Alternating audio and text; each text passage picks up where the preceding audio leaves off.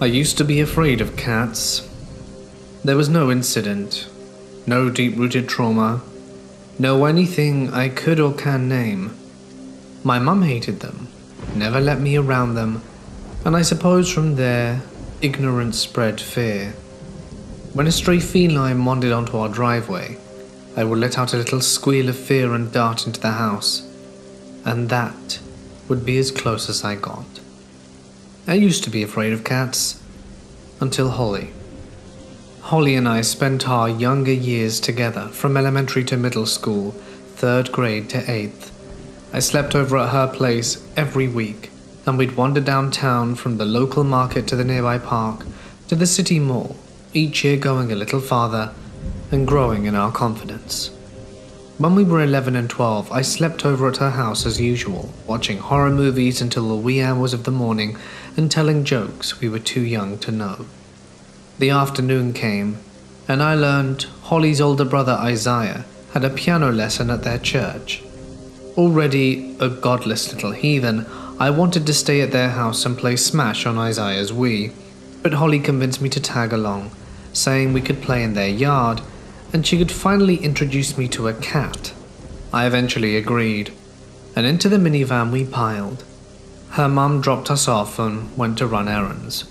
Isaiah strode towards the main building, and Holly and I went trampling through the long grass, a row of houses laid on dilapidated property, on the other side of broken-down fences. These houses and these buildings lay beside an empty road.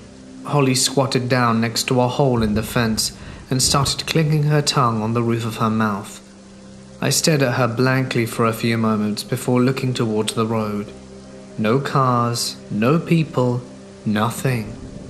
When I finally look back, I see her holding a dark grey cat. Even my inexperienced eyes could tell she was older, and based on the unimpressive look on her mushy little face, she was probably accustomed to being picked up by children. Holly explained that this was Bubbles, who constantly wandered over to the field outside the church in search of food, or butterflies or whatever else cats look for. He'd been doing it for years, so being picked up by children was nothing new for him. In short, he was the perfect cat for a girl afraid of cats to try and meet. I let Holly carry him as we wandered around the field, occasionally leaning over to give him a tentative pet.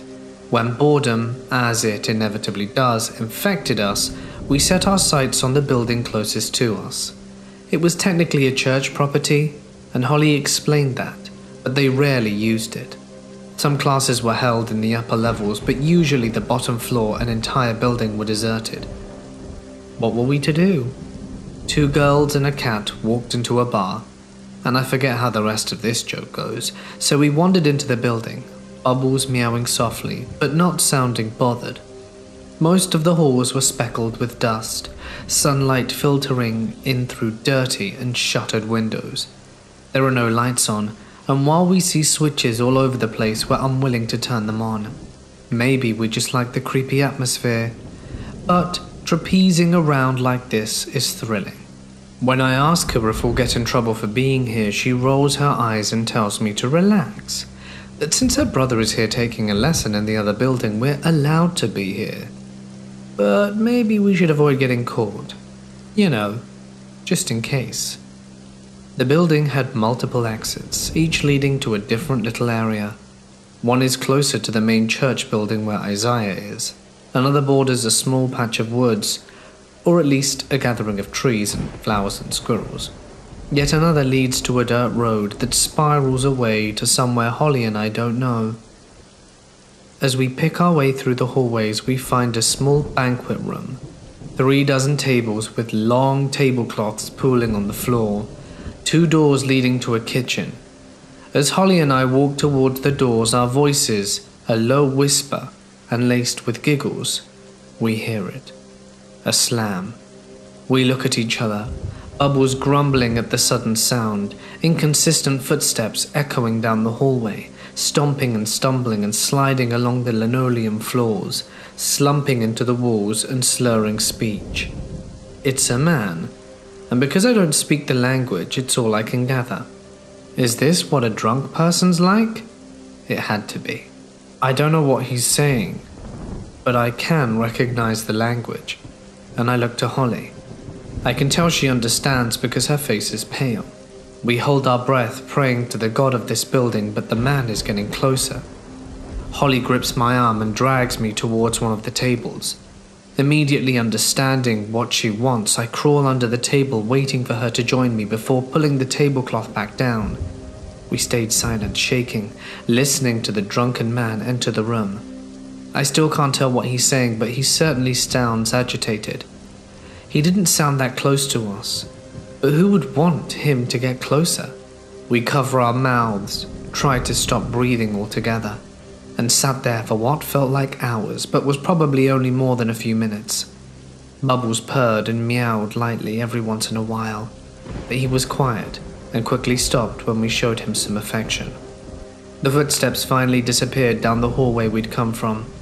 I turned to Holly, opening my mouth to talk when she stops me. "Ozzy, let's get out of here." I nod in agreement and squirm out from under the table, the two of us silently making our way down the hall that the man had just stumbled from. We emerged on the dirt road and without a second thought circled around the building back towards the door we'd entered from. Maybe the man was still stumbling through the building, or perhaps he'd already left. But when we entered the field, we were once again alone. Holly never told me what the man was saying, and like stupid children, we didn't tell anyone what happened. We didn't want to get in trouble for trespassing after all. I never found out what he said since Holly didn't want to talk about it. And understandably, I haven't been back to that place since.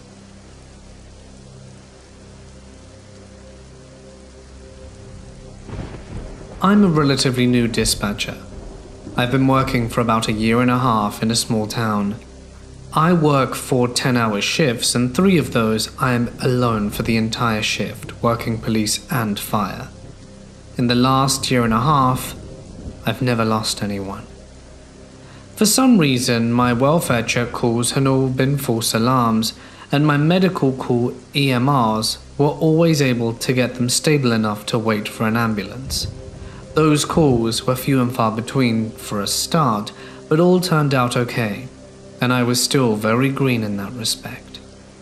About 2 weeks ago, I had someone call from out of state in near hysterics because a woman in our town was sending cryptic statements to her via text about ending her life, but no one knew exactly where she was. M had made statements about not being far from home and something about a cemetery, and that she was going to use a rope. The family member said M had made an attempt about a month prior, but law enforcement arrived and saved her life.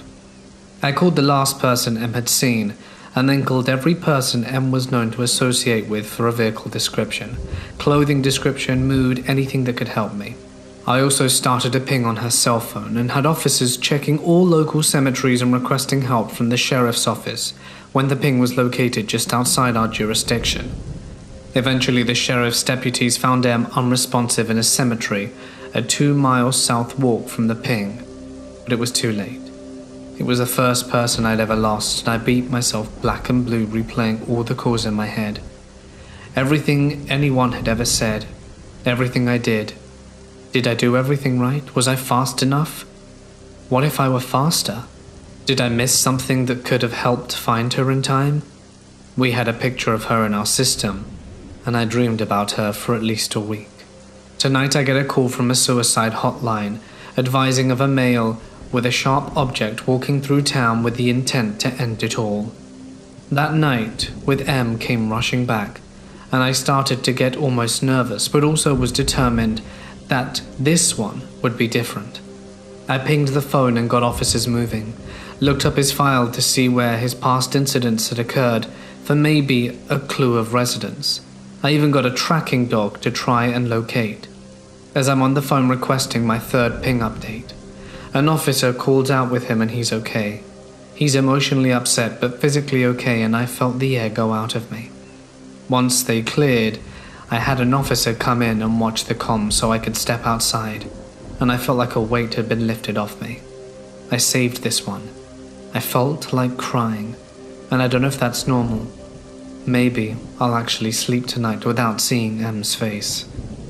I know it sounds like a pointless story, but no one really understands what my career is or what goes on with it. I just needed to share it with you all. When I was younger, every year for Christmas I would drive upstate to my aunt's house along a stretch of highway. I cannot for the life of me remember the name of this road. All I know is it runs nearby Akron at some point. However, most of the drive is through rural areas with little to no towns nearby. It was the dead of night, and my groggy self had gotten off a long shift and had to drag my ass to my aunt's house, since my extended family was expecting me there the following morning. Halfway through the drive, I realized I was low on gas, which irritated me. My brother told me he had filled it up the day before, so he either forgot or was straight lying. I saw an archaic-looking sign for a gas station off the next road.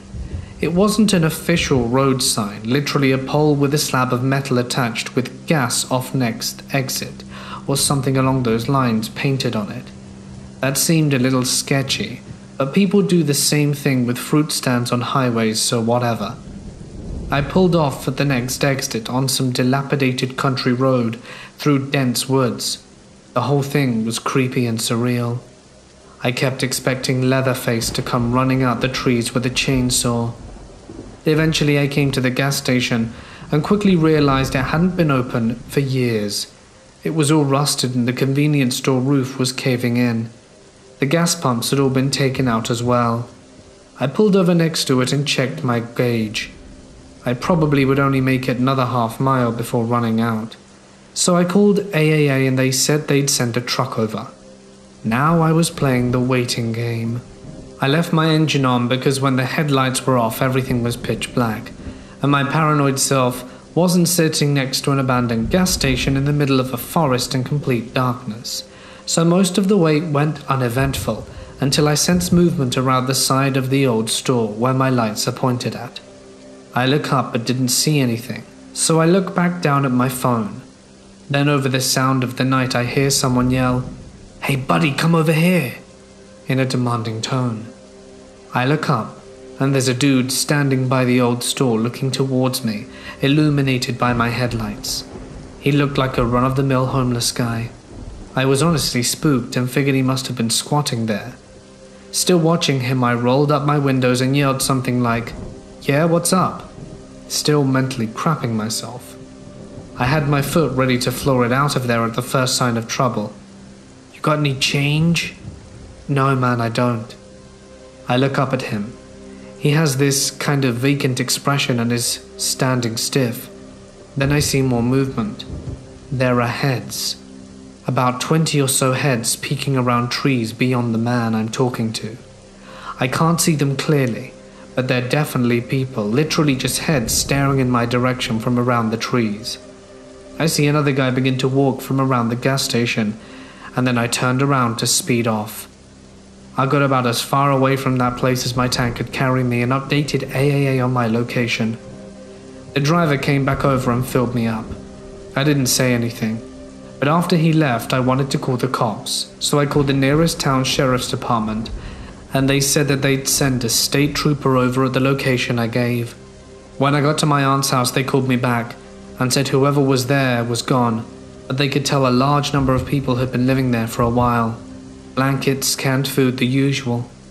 The whole situation still freaks me out, but frankly I just consider myself lucky. I'll always just have a creepy story to tell, and nothing bad happened.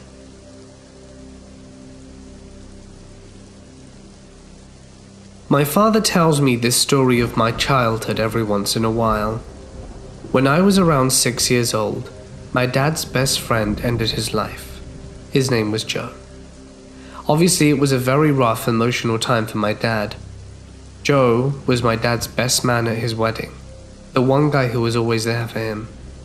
After my dad got married, he and my mum left Joe and the town they were in to start a life outside the town they grew up in. After years of moving around California, my family eventually moved to Utah, where my father worked for a successful internet business. Joe stayed behind in Washington because my family was so far away from their old life with Joe. There wasn't a lot of foresight and warning that Joe intended to end his own life though.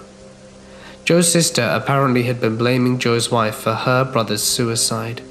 Joe and his wife drank a lot of booze, and probably as a result fought a lot.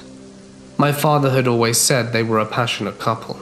Yes, they would fight often, but he hardly knew two other individuals who were so completely in love, and for this reason he didn't believe it. A few days after Joe ended his life, his widow called up my father sobbing, saying about how she thought it was all her fault. After about an hour's worth of crying and trying to console her, he told her, "If there was a way for me to talk to Joe right now, I guarantee that he would tell you that he loved you and that it wasn't your fault that he ended his life." Crying, she still didn't believe him, but she thanked him for the kind words and let my father go. My dad was obviously distraught after that long, hysteric conversation. He had been down in his office for a while and decided to come up and check on his kids while making a pot of coffee to take his mind off things. We were all supposed to be napping, but he thought he'd peek his head into our rooms to make sure we were safe, maybe try to have a little smile or brightness added to his day. Sure enough, when my dad got to my room, I was fast asleep on my bed. He went to my brother's room, and he was also sleeping. Finally, he checks on my sister, who's sleeping as smugly as an angel. He decides to go back towards my room and into the kitchen to make some coffee. As he walks by my room, he notices a whimper. He turns around and enters the room, where he finds me weeping. I was 5 years old, so the way I was crying seemed odd to him. Normally, a 5-year-old would cry drastically or over-dramatically, but I wasn't. I was just sitting on the side of the bed weeping. My dad enters the room and says, "Matty, what's up? Why are you crying?" It's then that I stop crying for a moment, look at him with teary eyes and say, "Rick, it's not her fault. I love her. It's not her fault." With that, I stopped crying, rolled over back into bed, and fell swiftly back to sleep. Needless to say, my dad crapped his pants. I was tucking my 3-year-old son into bed the other day. We say the typical slews of "I love yous," and then he stops talking, which is extremely atypical. He has maybe shut up once his entire life, so he puts his head down on the pillow, kind of pointing his face down, and rolls up to look at me. His arms were down by his side, and he just points one little finger towards the rocking chair in the room. Without moving, he says, "Mummy, before you leave, can you take the rocking chair out of the room, so the man will leave me alone?" I'm pretty sure all the color drained from my face. He then proceeds to tell me that the man's name is Johnny, and he's a bad man and very mean. Johnny doesn't say anything though, because he doesn't have a mouth, and just sits there and stares at my son. In 2001, my grandpa, who I always referred to as Pop-Up, was diagnosed with prostate cancer. I don't know the details, but I remember thinking it wasn't too bad, because my whole family played the whole thing down constantly. I had never suffered a death in the family. I'd never even seen a dying person before, so I had no way to judge how Pop-Up was actually doing. So I accepted my dad's insistence that his father was doing just fine. Eventually the doctors told my family to take Pop-Up home. My parents assured me it was because he was getting better. Obviously my dad would be at my grandma's and Pop-Up's house every morning to help out, but after he had done everything he could for them, he would return home and ask if my sister and I wanted to go see them. We would obviously say yes, and he'd hop back into the car and carry us back out to their house. One day I remember having a really strange dream. It was cowboys and Indians. I've never been interested in westerns and all of that, but my Pop-Up loved them. Suddenly, he appeared in my dream. Well, not in my dream, more like in front of it, and he mouthed something inaudible and I woke up. I looked at the clock. It was around 7:30. Way too early for a 13-year-old boy to be up. But the dream had shaken me, so I had crawled out of bed. My sister was already up, which was equally strange. I said good morning and grabbed some cereal, and around noon my dad came home as usual and asked us if we wanted to see Grandma and Papa. By this point he knows he doesn't need to ask, but habits are hard to break. We load up the car and head on over. Here's where everyone feigns surprise out of politeness. Before my dad turns the car off, he says, "Guys, I have some news for you. Pop-Up died this morning." I was stunned, for many reasons. Obviously, first, I thought he was getting better, and two was because I recalled the dream and realized that it was my Pop-Up. He was mouthing goodbye. I later realized he had died at 7:30 that morning, the same time he appeared in my dream. Furthermore, my dad would always bring our dog with him to my grandparents' house, a little Jack Russell named Lucky. Lucky would always hide under the hospital bed my Pop-Up was in. The day Pop-Up died, Lucky skulked out from under the bed, and as he took his last breath, Lucky took off on the far side of the room and let out a chilling howl. I'm from a city in Australia called Adelaide, and a pretty smallish population of about 1 million compared to the rest of the country. My friends and I for the past year have been pretty heavily involved in draining and urban exploring, water drains, abandoned buildings, etc. But due to our city's small population, there are a pretty limited amount of locations to find. So my friends and I were pretty ecstatic to find a new location being passed around by the urbexing community, known simply as Heaven's Gate, an abandoned retirement and brain injury ward that was scheduled to be demolished but had been down for a good 5 years. Now, usually when a building is abandoned here, it gets pretty tightly locked up, boarded windows, padlocks, etc. But whenever an abandoned building gets scheduled to be demolished, they unlock everything, for workers and construction site managers, I presume. Anyway, my friends and I traveled to this location, which is pretty well hidden behind a lot of vegetation and a large iron fence, but still located next to a main road with houses adjacent to the complex. We jump the fence and go about our exploration, taking photos and just messing around like teenagers do. The majority of the building had been trashed, and we found a few sleeping bags and hundreds of empty spray cans. I'm guessing the majority of the residents were Italian and Greek, as there were a lot of Greek and Italian books and posters and VHSs littered in the rooms. My friends and I explore the complex without any problem and leave within an hour of being there. The problem is my friend moved too fast through the place, so a lot of my pictures I took on my Nikon were either too blurry or too dark, and I really wanted to get a few good shots before it got demolished. So the same night I went back at around 9 to 9:30, taking photos throughout the building. I followed the main hallway as you go through the back side of the building, intended for nurses. You can get lost easily. So the building is a pretty dark place, but I brought a pretty powerful hand torch, and my Nikon has a flash, so I can see pretty well. I make my way through the hallway and pass through a set of hospital doors. These doors were being held open by chairs that you just had to climb over. Now, this section of the ward was the brain injury or mental ward for patients with disabilities. The doors were electronic, but since the power was off, I think someone managed to open them with a crowbar and then leave them open like that. This was to make sure that patients wouldn't accidentally walk out. As I make my approach through the metal ward, taking photos, I suddenly hear a loud bang, almost like shelves or a book slamming, almost making me crap my pants. I stick my head out the room, the one I was currently in, I think it was like a TV or recreational area, and look down the hallway to see that one of the chairs had been pushed out the way, and the door closed. To this day I have no clue how or what would have moved the chairs, as it was filled with sand to prevent patients from throwing them or using them as weapons. It takes at least 2 to 3 people to lift them. Anyway, the doors are shut, and I run over to see if I can open them, and I try and push and nothing works.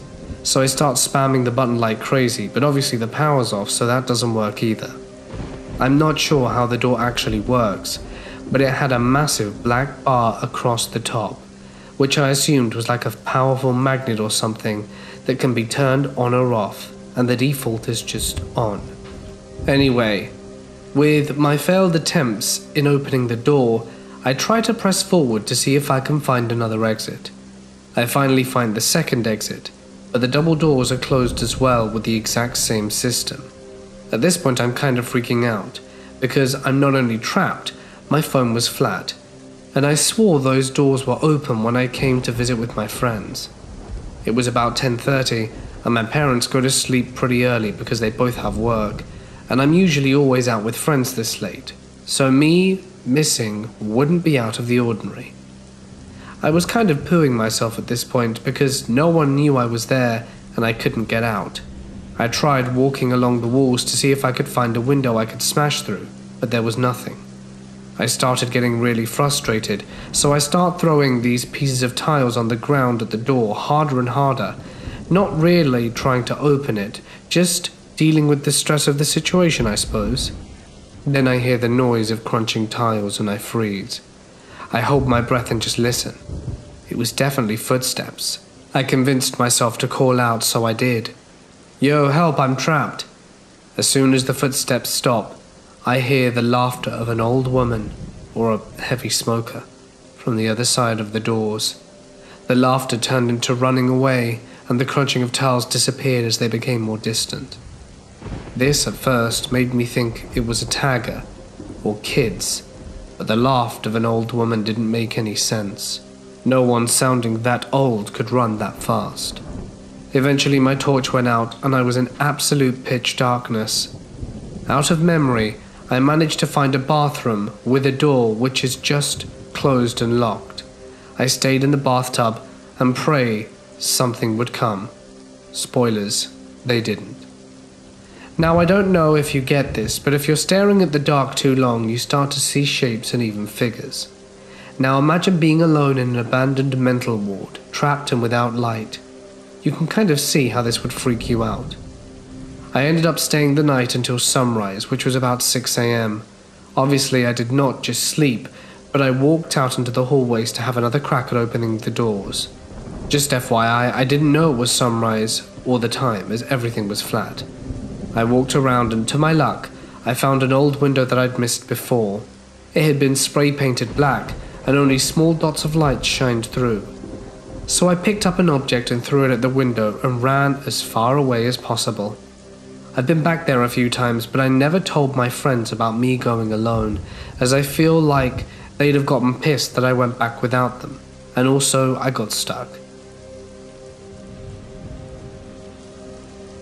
I am a 25-year-old female, and this happened about 2.5 years ago, in the winter of 2017. My girlfriend and I were living in the centre of a popular and busy street in England, in a ground floor flat.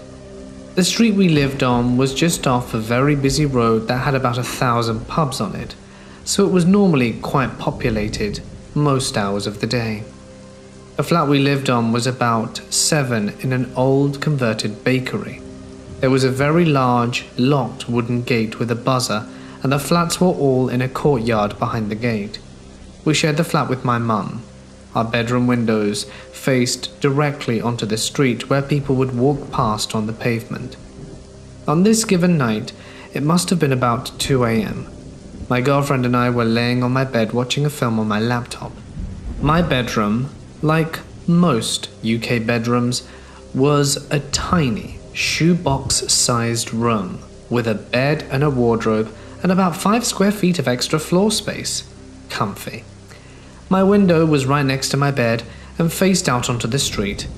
As we were laying on my bed, someone knocked on the window. That wasn't unusual. I had quite a few friends that lived and worked near my flat, so we didn't think much of it. We continued watching our film and settled down. And about half hour to 45 minutes later, there was a massive bang on my window that sounded like someone slammed their fists against it and ran off. We were a bit startled, and decided to go take a look outside as it was evidently not one of my friends at this point. We went into the courtyard and opened the main gate and couldn't see anyone on the street at all.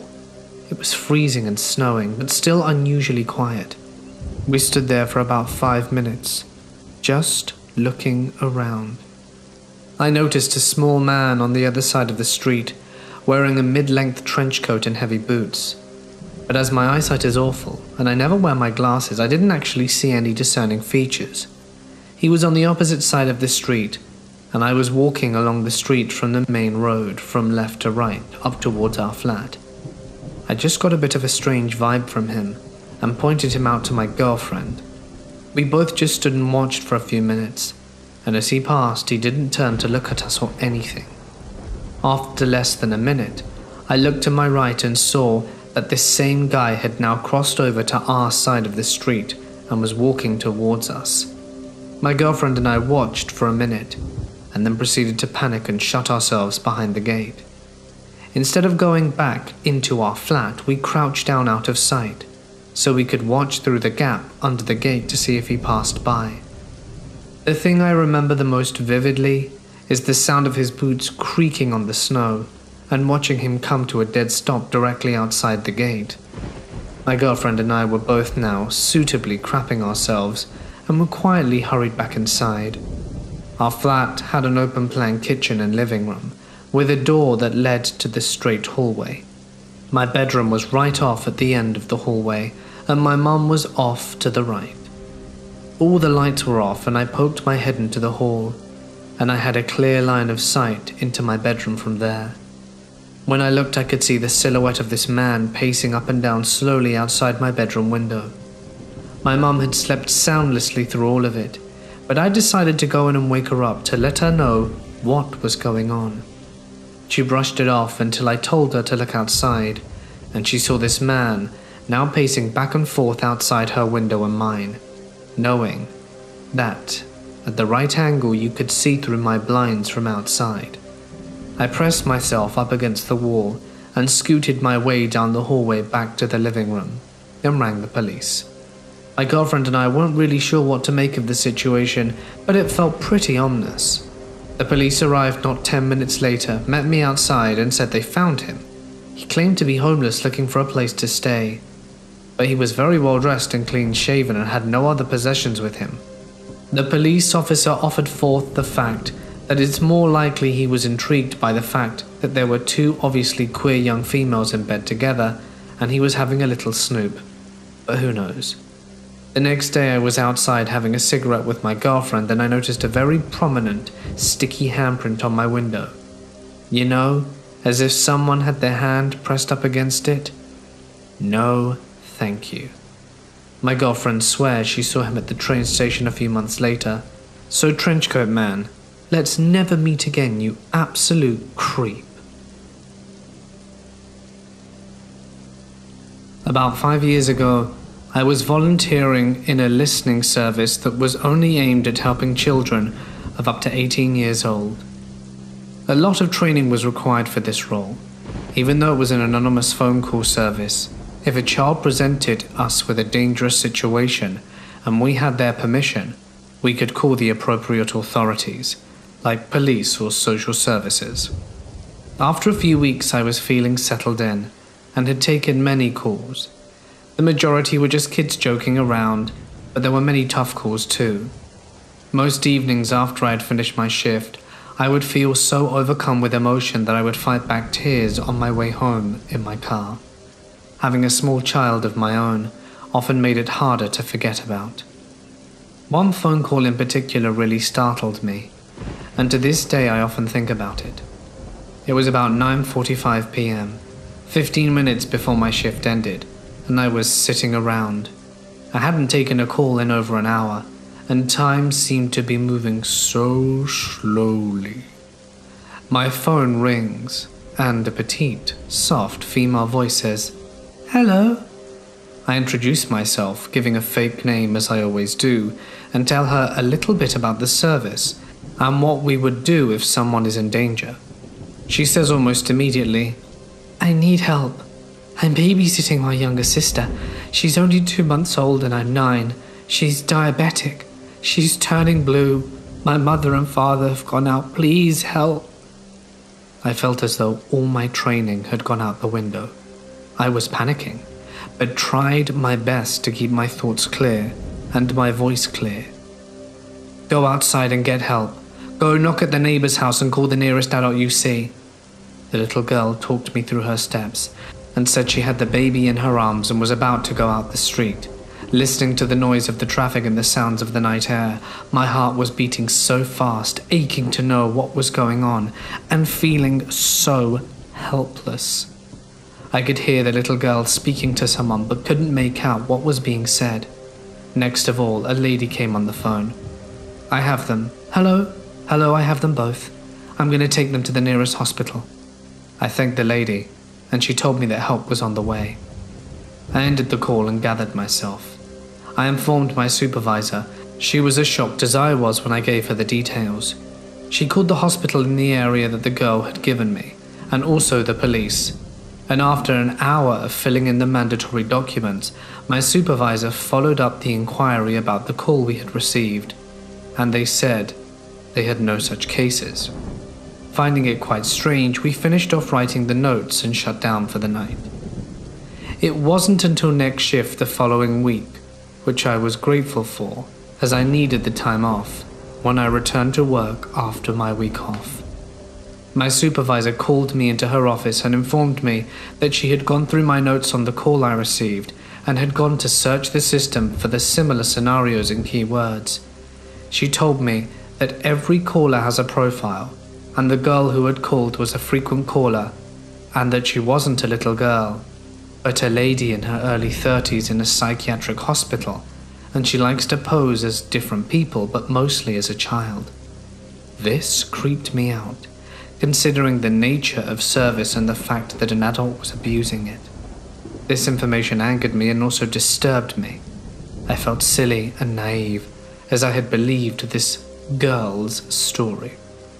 Over the next few months, she called a few more times under different descriptions, and always posting as a vulnerable person. I wasn't there for much longer, but that story always gives me the creeps whenever I think about it. This happened about 11 months ago when me and my wife got married in June. I'll never be so grateful that I have a habit of locking doors. Our wedding day was coming to an end. Family and friends were slowly starting to depart as me and my wife Diana took pictures and chatted with some of the guests who stayed a little longer and were just having a good time. It was a great day and a lot of fond memories were made, but what we least expected is what happened that night as we were on our way to our honeymoon. As me and Diana said goodbye to the last of the guests at around 9 p.m, we got into the car and headed home. We had our bags packed prior to the wedding day for Cancun and were ready to go.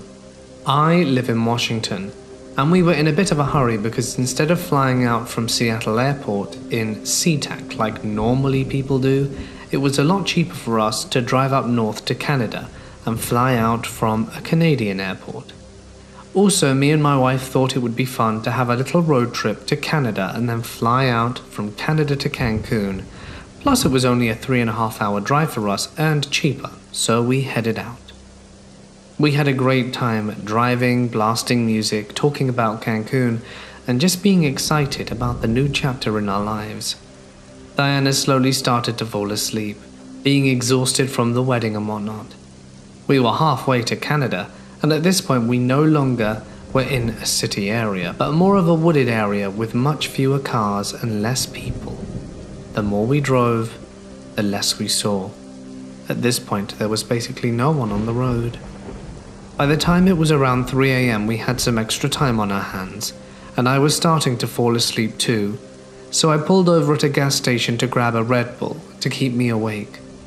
As I pulled in, I noticed it was completely empty. I was the only car parked, and I saw Diana asleep. I told her I'm taking the keys and locking her inside, and that I'd be right back. I wasn't sure if she could hear me, but she kind of motioned her hand, like normally people do when they're too tired to care. I came back around 6 minutes later, to find my wife shaking and crying. I was confused and freaking out a bit, because I wasn't sure why.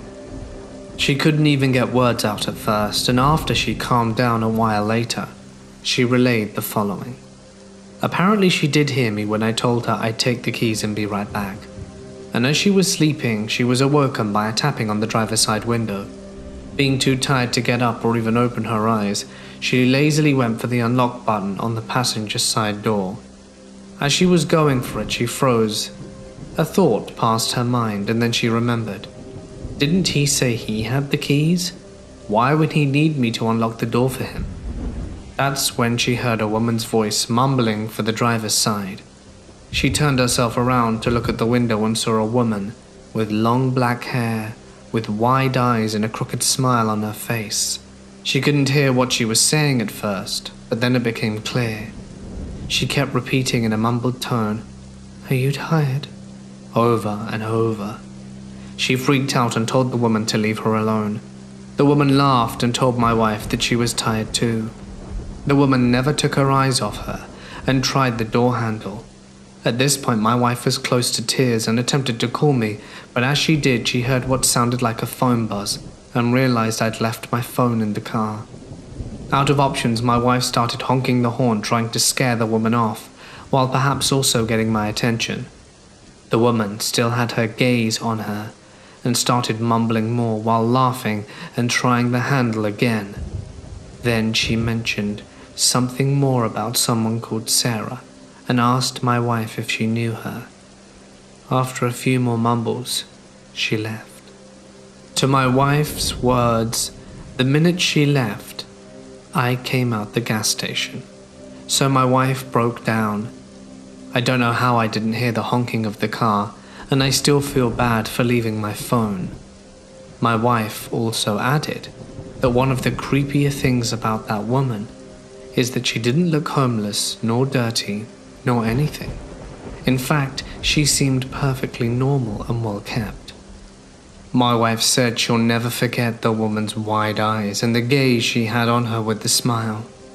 It also chills me to think what would have happened if my wife never realized that I had the keys, or if she never heard me about locking her inside and opened the door while facing the other way. I don't know what those women's intentions were, but if I couldn't hear the honk of the horn, I'm not sure I'd hear screams. To this day, I'm thankful I have a good habit of locking doors, and I'd recommend it, no matter how long you think you're going to be gone. When I was around 17, I was at my friend's apartment building, which his parents owned. We had an apartment to hang out in on the top floor, and used to go to the roof to smoke. That night, we were about to go up, but I had to pee, so I told him I'll meet you up there. After I was done, I went to the stairs to the attic portion that was connected to the roof. There were no lights up there. So we used our phones to guide us. It was an old building, and the attic was creepy and cluttered all the time. As I made my way to the roof door, I saw a shadow pass by me. I followed the direction it went, thinking it was my friend. I kept saying that I knew it was him and to stop playing around. It passed me a few more times when I heard my friend's voice from downstairs. He got a call from his girlfriend and was in another room talking to her the whole time. I have no idea what that shadow figure was, and I still refused to go back up to that roof at night after that. I once had a friend that I knew for almost 5 years. I met him when I was only 11, and he was about 20. Despite the shady age difference, he never did anything that would make me think he was a creep. He was protective, yes, but in a fatherly way. My father was deployed to Iraq when I was 10, so he was like the substitute while my dad was miles away. We usually talked over Skype, and we would talk hours at a time. I had a friend who also talked to him, but not as often as I did. About a year ago, he died in a car accident with his cousin in Europe, and of course I grieved. It wasn't often that I would cry over anything, but this was something that hit me hard. This is only a little bit of a backstory. So I've always been someone who's trusted their gut. And strangely enough, even in my dreams, I've had small, harmless dreams which I experienced the same thing a few days after the dream. One night I had a dream. I didn't remember much of it. I always thought of it as just being a stupid, weird dream I had. I was outside someone else's house. We were jumping around on a pile of junk, and just as we were having a good time, there was a fallen tree leaning against the pile. I don't recall much from the dream, but most of the scene I was placed in. Of course, it didn't bother me, it wasn't scary, so it didn't worry me. A few weeks later, my mum suggests I spend a week at my cousin's house who lives out in the country. Of course I accept, since I wanted to get out the house for a little while. That week I headed down to where they live. They had a huge yard with a silo, a barn, and a worn-down hog barn. Right next to the hog barn was a large pile of metal sticks, rugs, and basically a bunch of trash. Next to that was a tree. It was split in half, with one half leaning against the scrap pile. I didn't quite think of the dream since my memory is pretty bad at times, so I just saw it as normal. The first week goes by and my cousin suggests we go outside for a bit. I agree, finding nothing else to do in their home, and we go out and walk for a bit and talk before I make it to the scrap pile. I was the one who suggested we climb around it, so we did. We both climbed to the top and found a cozy place to sit. I sat on one of the branches of the broken tree, and she sat further across the pile from me on an old rolled-up rug.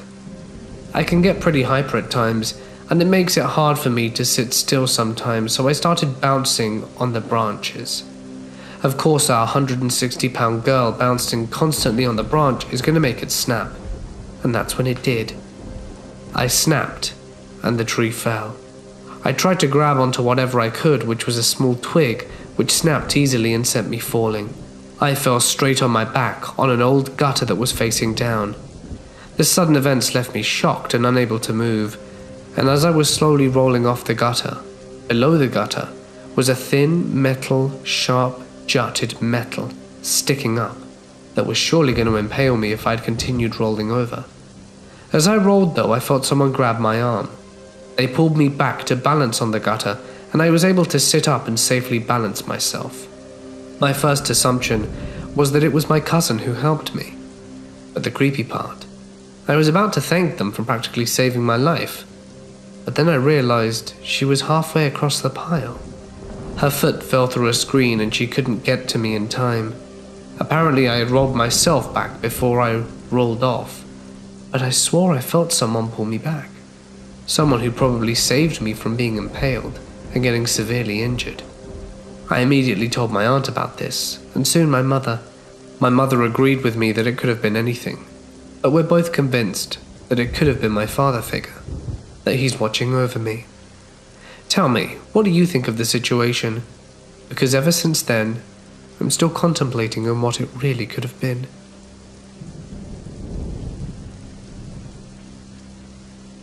The house I was born in and grew up in was built in 1912, and at least one person had died there.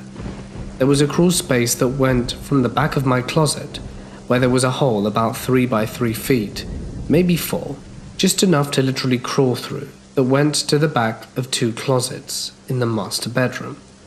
Those entrances had actual panels that went to the crawl space. We never went in there, partially because there was no need, and mostly because I was a kid and it scared the crap out of me. When in my teenage years we were redoing the insulation in our attic. The only entrance to the attic at the time was a tiny square panel in the ceiling of one of the upstairs rooms. We were also going to build one of those pull-down ladder things during this project. The attic always scared the hell out of me, because sometime when we were kids we would wake up and the panel would be slightly shifted and pushed in, but not fully covering the hole, but we figured it was our dad messing with us. Anyway, the attic was unfinished, so we're laying on boards on the crossbeams, since you could hypothetically fall through the attic if you stepped poorly. I noticed that the attic goes back way further than I thought. I keep going with this terrible flashlight and see it actually drops down at one point to an area to the first floor. Then I see that it's connected to the goddamn crawl space, which is kind of weird, but whatever. I keep going and it drops down to this large area I would later realize is the roof of our porch. It was like a tiny room, but the floor was sketchy like the rest. There was a creepy wooden children's chair standing up in this room. There was also a board/piece of wood about a ½ inch thick in the room, the area of a rectangular sheet of paper. There were names carved into the board, one in each corner, top, bottom, left, right. The one in the middle and 2 randomly in between. The weird part is that the one in the middle was carved deeper than any of the others, then gone over in some kind of red ink. The weird part was that the name was scratched up like someone had gone at it with a knife in anger. The weirdest part is that it was my name, and my name has a semi-unique spelling, but I wouldn't say it's extremely uncommon. I've met a couple of people who spelt my name the way they spelt it, but still it was very weird. I didn't really think about it at the time. We redid the roof of the porch shortly after and pulled the chair and boards out. At the time I just dropped it and got the hell out of there. Last time I shared this story, people said a picture would have been great. I did get curious and thought I might have stashed it in the basement or something, but I asked my brother as he still lives in the house, and he says that we tossed it with the rest of the stuff we found there years ago. I am a 19-year-old female, measuring approximately 5'4", and I live in a relatively safe part of my city in Ontario, Canada. This happened last summer. You see, I usually use Uber Eats or a food delivery service akin to that when I want fast food at night, as I can't yet drive. It was summer, and I live about a 25-minute to 30-minute walk away from our downtown area, where there's the Wendy's and McDonald's, etc. It was still pretty light outside, and was going to be so for a while, so I figured I'd just walk to get some food and save some money and get exercise. My boyfriend, who lives half-hour away from me and is quite overprotective of me, especially since I've had a bunch of creepy encounters before, was against my little outing, but I assured him it was light out, and I would be messaging him the whole way. I'm about 20 minutes into my walk, in a pretty open area with a field that leads into downtown next to a usually busy road, but it was kind of empty and slow at the time. The long stretch of sidewalk I'm walking on has a chunk of apartments on the other side of the street that loops around from the top to the bottom of the stretch of sidewalk. I'm getting to the beginning of this long stretch before downtown when I hear something behind me and turn to see a guy, kind of sketchy looking, trailing behind me on a bike riding on the road next to the sidewalk I'm on. He smiles and says hi, so I smiled but said nothing and kept walking. I had one headphone in, but turned my music off once I noticed something else was near. After that little exchange, and an awkward few seconds of him still being behind me, he speeds up and bypasses me and goes down the road that leads only to my right. I've been texting my boyfriend this whole time, so I tell him about this strange little exchange, and he immediately tried to make some jokes that make me feel less weirded out, as I'm easily put on edge by people I don't know, especially males, as I've had a number of bad experiences and I'm quite small in stature. After texting and walking some more, I dropped the topic and heard a noise behind me, and it's the same dude. But this time, he starts riding slowly beside me as I walk. This is all purposeful. And from this point on, everything that happens I'm relaying to my boyfriend. The guy says hello again and asks why I'm out so late, as by this point the sun is setting. Now my guard is immediately up. I'm small, walking alone, and it's getting dark, so I wanted him away from me. Even though I live in Canada, the province/city where I live is dominated by the English language, and very few people can understand, let alone speak French. But lucky for me, my mum forced me into French immersion from kindergarten, and I've kept up with it all through school, so I can speak both English and French pretty well. I decided to just say a few words in French to make it seem like it was my only language. I've done this a few times when I needed to get a stranger off my back, but this time it backfired. After realizing I apparently didn't understand what he was saying, he rode off. But very soon after, I heard him behind me again. I figured he looped around the apartment again and got behind me quickly, so I turned to look at him to let him know I knew he was there. This is where my plan backfired. He rides up beside me again, saying something along the lines of, "So do you understand me?" And I just kept speaking a few words in French here and there, hoping he would get the message and just leave. I start to just stare straight ahead and move away from the road some more. This disgusting excuse of a person starts to tell me a lot of terrible and abhorrent and mainly gross sexual things he would love to do with me while riding alongside me. I'm kind of frozen, just walking there, texting my boyfriend everything that's going on and beg for him to call me. As soon as my phone rings, I pick it up and try and sound as normal and calm as possible, while my boyfriend is freaking out. After being on the phone a little while, I stop and turn around. I was holding in many tears and voice cracks until I knew the guy was gone. He didn't turn around to follow me more, he just rode off after, and I turned around and walked the other way. I waited, I was sure I was out of his sights before I booked it while sobbing on the phone to my boyfriend, who was also shaken up. I'm feeling helpless, as he was so far away. Eventually I calmed down, but it did shake me quite badly, and after an hour or so of calming me down and asking if I wanted him to come by, as it was a long drive and he had to work the next day. But I told my boyfriend not to, but that I appreciated the offer. He felt awful and ordered me the food so that I would feel a little better. Anyway, creepy douche who felt the need to make me scared and uncomfortable on your walk just because I was craving some fries and a shake, I hope you fall off your bike. But one thing I simply must try and get you to understand is just how creepy it is to be so vulnerable in such a situation, with no one to turn to, nowhere to go, and darkness enveloping you. It is incredibly uncomfortable, and I hope he never does it to anyone.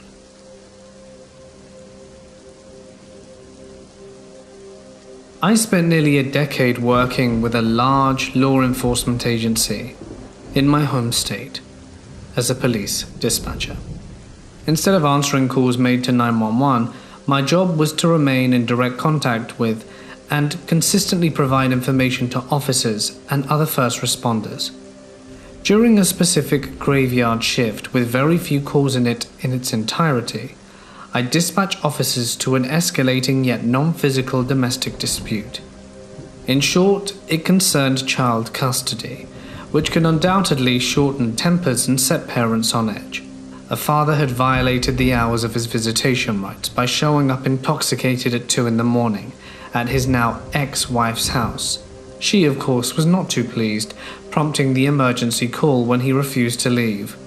Normally, the response time for emergency incidents is based upon a priority system, depending on the circumstance and whether or not a person is in imminent danger.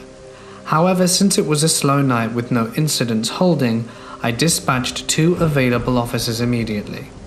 They arrived within minutes, separated both parties involved, and de-escalated the situation. As previously mentioned, the father was legally intoxicated, according to an administered breathalyzer, and had driven his truck to his ex-wife's house. But since he had legally parked on a public street and wasn't behind the wheel when officers arrived, he wasn't charged with drunk driving. I ran his information and background, and except for a prior DUI, driving under the influence, and a couple of minor offenses, his record was otherwise clean and he didn't have any warrants out for his arrest. The primary officer, writing the report, that happened to respond was the patrol shift supervisor, my sergeant, a very nice man who earnestly tried to help every citizen he could, including cutting them some slack if an arrest was avoidable. He let the man off with a trespass warning and even gave him the opportunity to call someone to drive him home or use public transport and return for his truck the next morning, after he'd sobered up. Incredibly gracious considering the circumstances. But this wasn't good enough. The man opted for an Uber driver and the officers left after one had arrived. Apparently the father had told the Uber driver to drop him off just around the next corner and proceeded to call 911 again, demanding to speak to an officer. My sergeant was made aware of this and asked me if I would call the man back to see what else he wanted. Since it was extremely common for dispatchers to make callbacks, I had no problem with this request. The father proceeded to berate me at the top of his lungs, and I'm going to censor the incoming profanity. He called me, amongst other things, a worthless piece of trash, and he said he called me to help, but that I was siding with the woman, and to send the officers back now. I'd heard these expellatives hundreds of times and was unfazed. "I'm sorry you feel that way, sir, but I can send officers back to you. What's your location?" He proceeded to call me every name in the book, including several racial and homophobic slurs, and asked me, "What's your location?" "Never mind, I know where your building is and I'm heading over there to mess you up," amongst other insults. He informed me that he had utility chains and gasoline in his work truck and threatened to not only blow up our communication center, but drag my burning body around the parking lot behind his truck. "Sir, I understand you're upset, but I advise you not to make these kind of threats. Everything you say is currently being recorded." He replied saying, "You think I give a hoot? Send your officer back out here and I'll string them up. Go ahead." I happily and maliciously complied. I informed my sergeant over the phone of the father's allegations. He, as well as 5 other squad cars, responded. They found the man waiting by his pickup truck, back out in front of his ex-wife's house. I'll admit this guy had a pair on him. He was promptly arrested for the following: violation of a trespass order for reappearing at the house, misusing of an emergency line, harassment of public safety employees, i.e. for threatening a 911 call taker, terroristic threats for threatening to blow up our building, and resisting arrest once he was placed in cuffs. In summary, tread carefully, deadbeat dad. I'm armed with a phone, a radio, and a criminal database, and a patrol sergeant, and I'm not afraid to use them.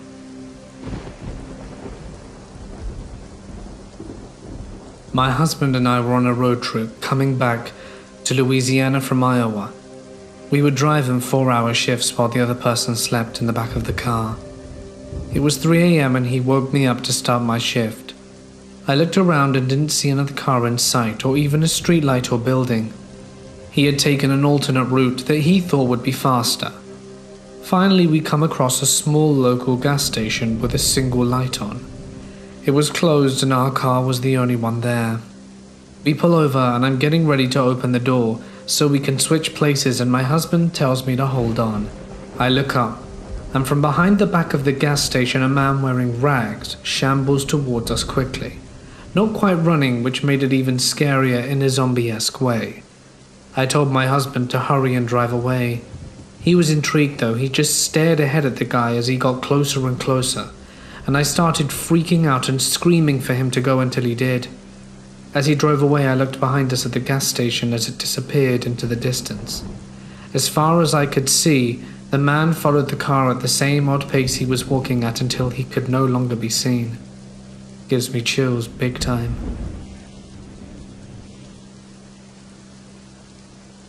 Many years ago, when I first met my ex and her family, they lived in a mobile home. My ex has this younger sister who is a bit messed up, in and out of psych wards and stuff. My ex and her younger sister shared a room in this mobile home. While we were dating, and before my son was born, she told me this story about how her younger sister would wake up and talk to the man in the hallway. The man always had a suitcase and wore a brimmed hat. My ex and her family always dismissed the stories as the younger sister was a bit nuts. Fast forward a few years, my ex and I had a son together.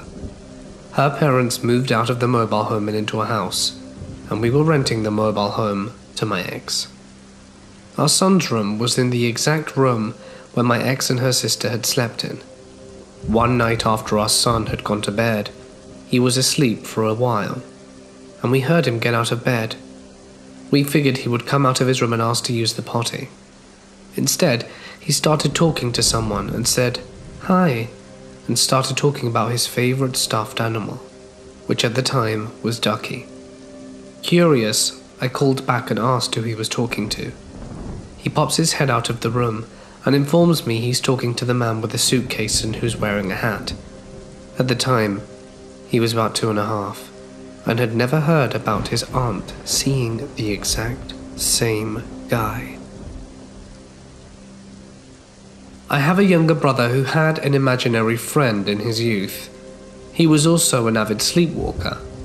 When he was around 3 or 4, he started talking to someone he called Friar. He described Friar as a dark-skinned man with little clothes who loved to hunt in the wilderness. Then one day, he told me that Friar used to live nearby in a house a long time ago, and then some white people came and burnt him alive and killed his village. Not exactly something you expect to hear from a 4-year-old.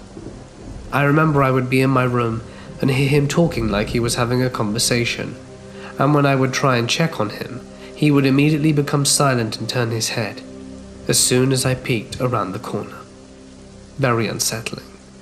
Well, my older brother, the middle child, was visiting his dad for the summer, but the day before he got back, my youngest brother told my mother and I that Friar does not like it when brother is mean to me. He's gonna scare him. The night he got home, my mum and I were downstairs and heard a scream that I can still remember to this day. We ran upstairs and found the middle brother swearing that something was shaking the bed violently. It was a bunk bed. My youngest brother was sound asleep. A month later, my youngest brother took a bad fall and cracked his skull. He was fine, but never spoke to Friar again after that. He would also sleepwalk constantly, and show up right next to me in bed and stare at me until I woke up and promptly crapped myself. One night I heard the front door open and close, and since it was 4 a.m. I went to check it out.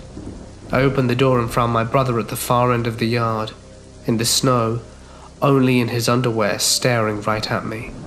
Then he slowly waved. Those shivers weren't from the cold, though. A few years ago, my brother would get a call on his cell phone at around 2 to 3 a.m. every night. He would answer it, and it would be this hellish-sounding noise, like static mixed with screams. He changed his cell number after about a month of it, and it stopped. Then after a week or so, it began again. The exact same noise, the exact same time. Finally, one day he decided to backdial the number. It was an old man that had no clue what he was talking about, and still the calls persisted. If he didn't answer, it would call a few more times. No messages were ever left. He decided to say screw it, end his contract with the phone company, switched to a new one, and then got an entirely new number. You guessed it. The screaming static calls continued after a short delay. By this time he was terrified every night, unsure why this was happening. He backdialed the number again and got a different person. Around this time he lost his job and his phone. The calls stopped, of course. His phone was disconnected now. So one day my mum asked me to listen to this weird message she got on our home phone. It was the static screaming. We showed my brother and he was freaking out. He backdialed the number again, and it said the number was disconnected this time. Never heard from it again after that. It just started out like all our other urban exploration trips did. My reckless self and equally reckless friend had to make the long 40-plus minute drive, reaching our destination a little past 2. Fort Worth, Texas, home to the Main Street silos. After sizing up the impressive dilapidated structures that we sought to explore, we exited the car and set out on the short walk to the silos. The path required us to cross 3 sets of railroad tracks, surrounded by an overgrowth of wild grass and plants. It didn't look difficult, but the most treacherous obstacles were the small ditches between every track, filled with water, along with scattered debris and rocks. As we got closer, eyeing the easiest route through the tracks, a voice called out to us from below an overpass. "Hey." Instantly we both recoiled back, as this had been our first encounter with another person on one of our trips. We both looked at each other in disbelief until the voice called out again. "Oh, I'm sorry, didn't mean to scare you." Relieved, we realized the voice belonged to a homeless lady, taking refuge on a mattress nearby. My buddy casually called out and explained that we were just exploring, and that was it. We continued. Crossing the tracks slowly and carefully, we came to this site that we had long awaited.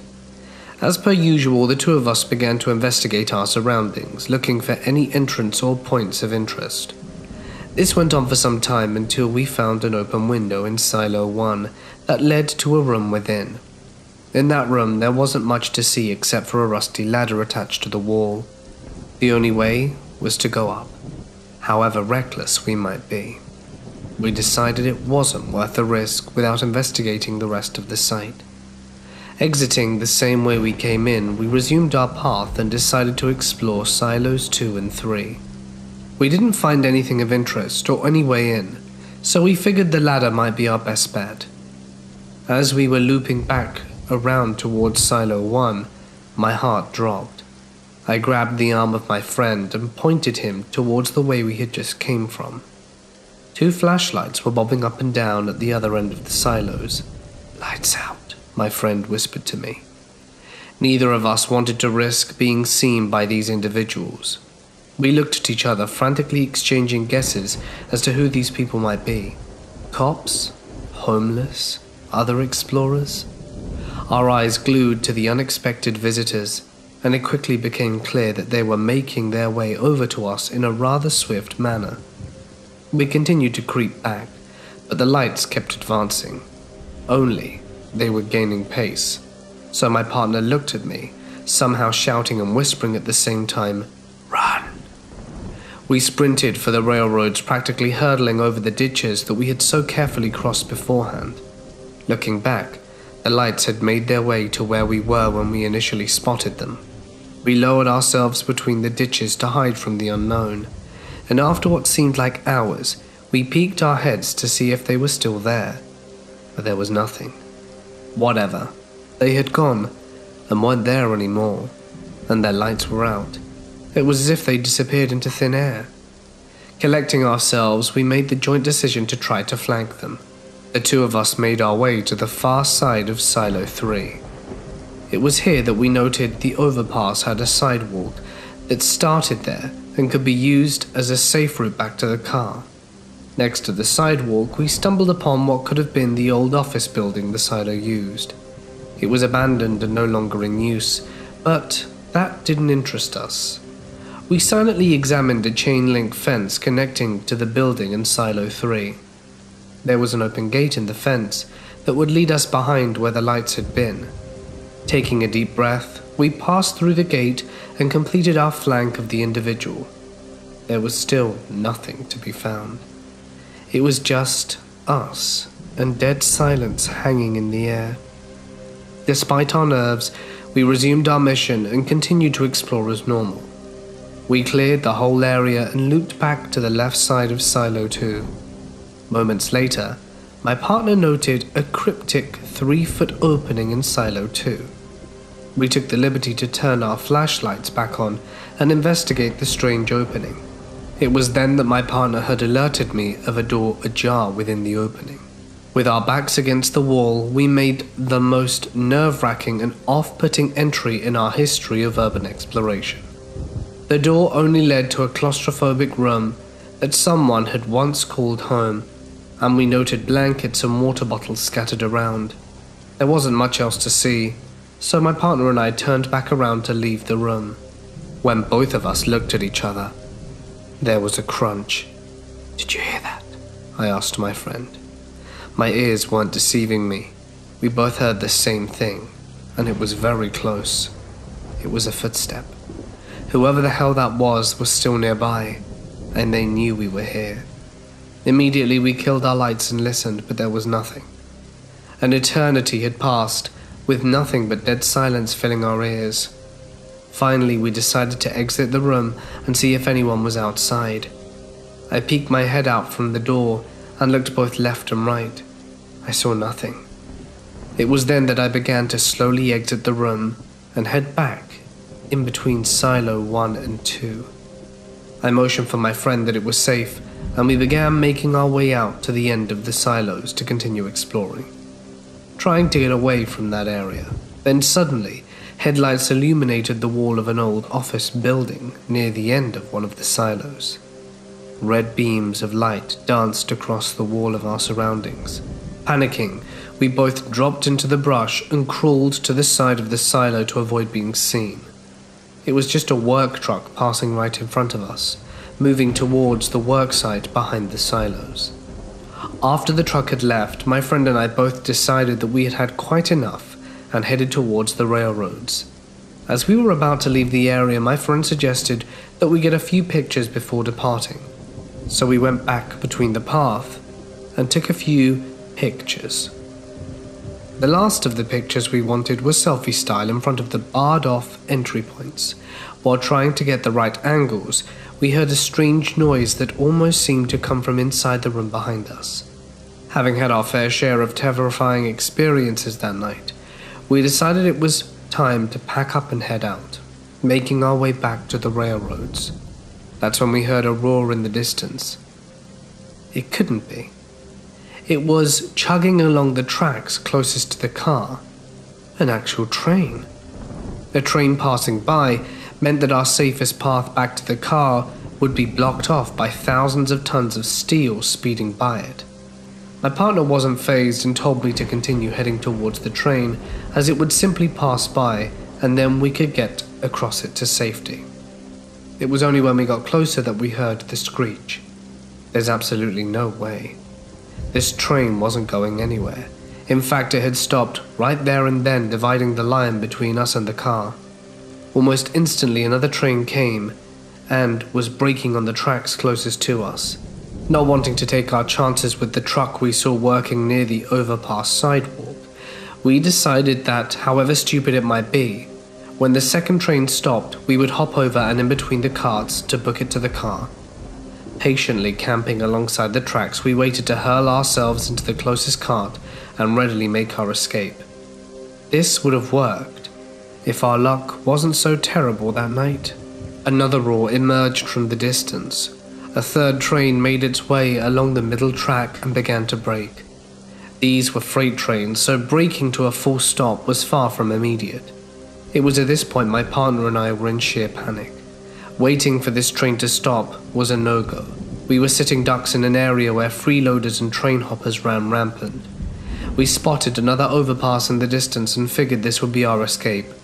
It was the only way for us to go, and was away from the tracks, but not towards the silos. This next scene was something straight out of a movie. We had to stride through chest-high bushes and wild grasses to make our way to safety, running as fast as we could while battling off the vegetation. I yelled for my friend to hold up as the overgrowth managed to remove and swallow my shoe. After a frantic search, we found the shoe and continued our pace. At this point, we realized the impossible. To get to the end of this seemingly endless overpass, we had to cross yet another railroad, with another train coming. It seemed like there was literally no way out. We kept getting screwed from every direction, and after another moment's panic, I made the executive decision to head back to the silos.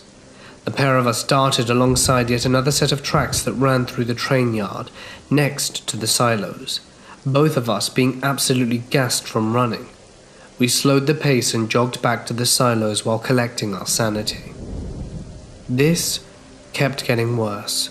A horn sounded from behind us in the distance, and the tracks we were following suddenly became illuminated in our horizon. They just kept coming. We had to outrun a train. Finding the last of our energy, we sprinted until we could hop off the tracks and return to the silos. Moments after, the train passed.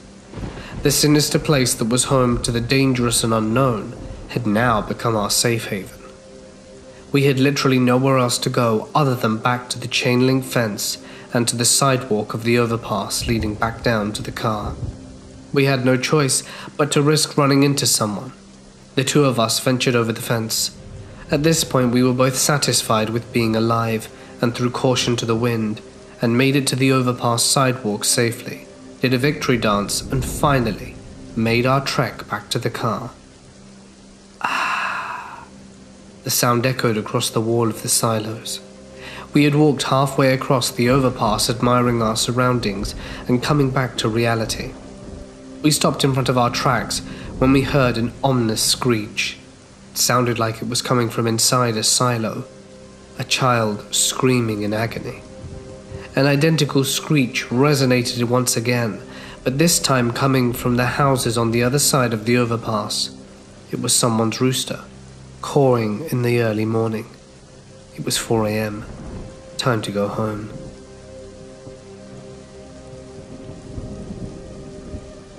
I am a fairly short female, and I was traveling alone in Madagascar at aged 21 because I was on placement at a hospital on Mauritius for a month and decided to hop across to see some lemurs, speak French, and visit another African country.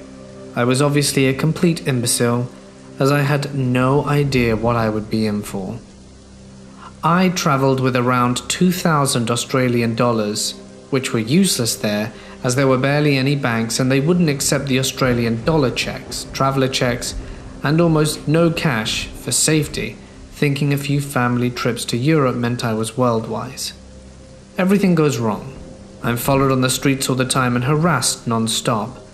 I go to visit a tourist site out of the main town at 5 a.m. to avoid attention and get followed around by a self-appointed guide. A kid who tails me while trying badly to hide behind trees, and then blocks my way and asks for payment as I try to leave. I pull out a crumbled $1 note and tell him I don't have more money because I'm scared of being robbed.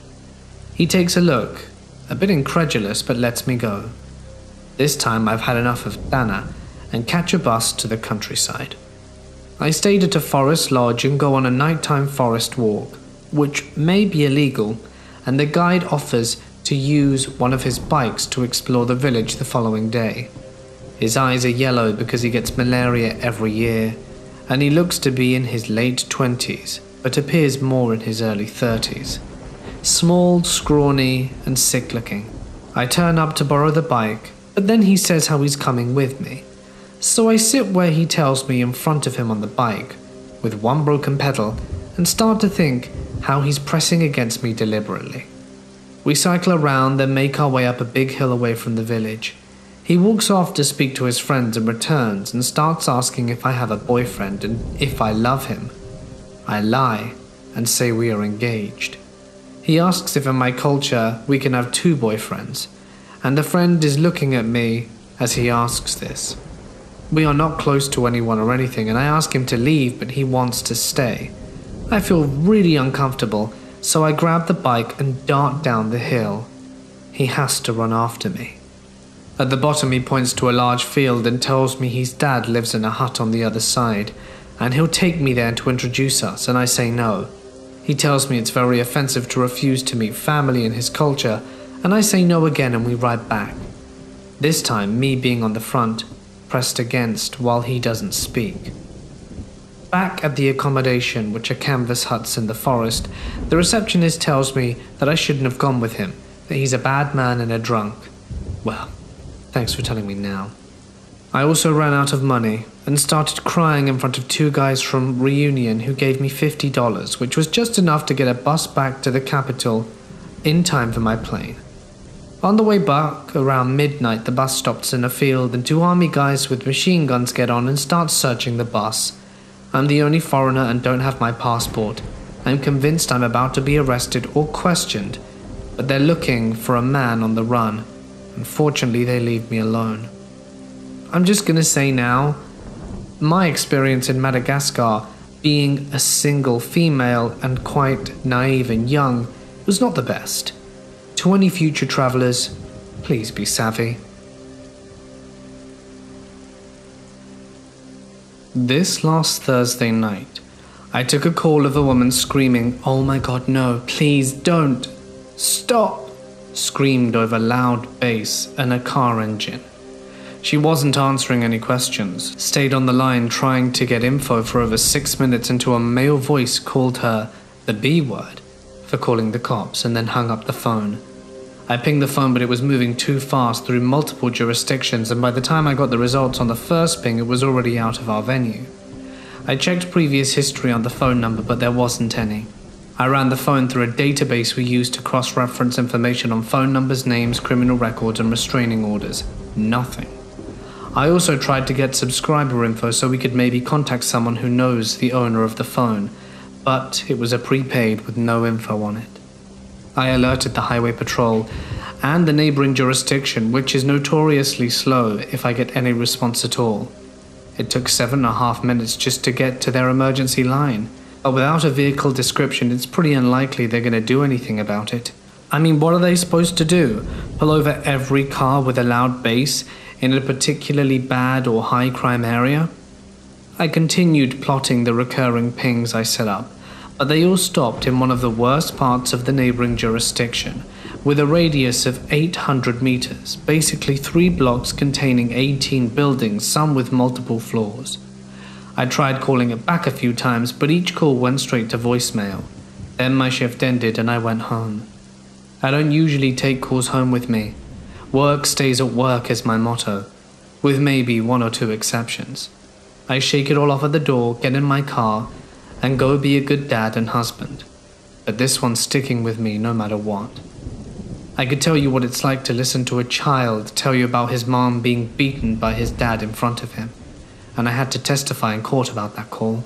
I could tell you about listening to a family perish screaming in a fire after an accident.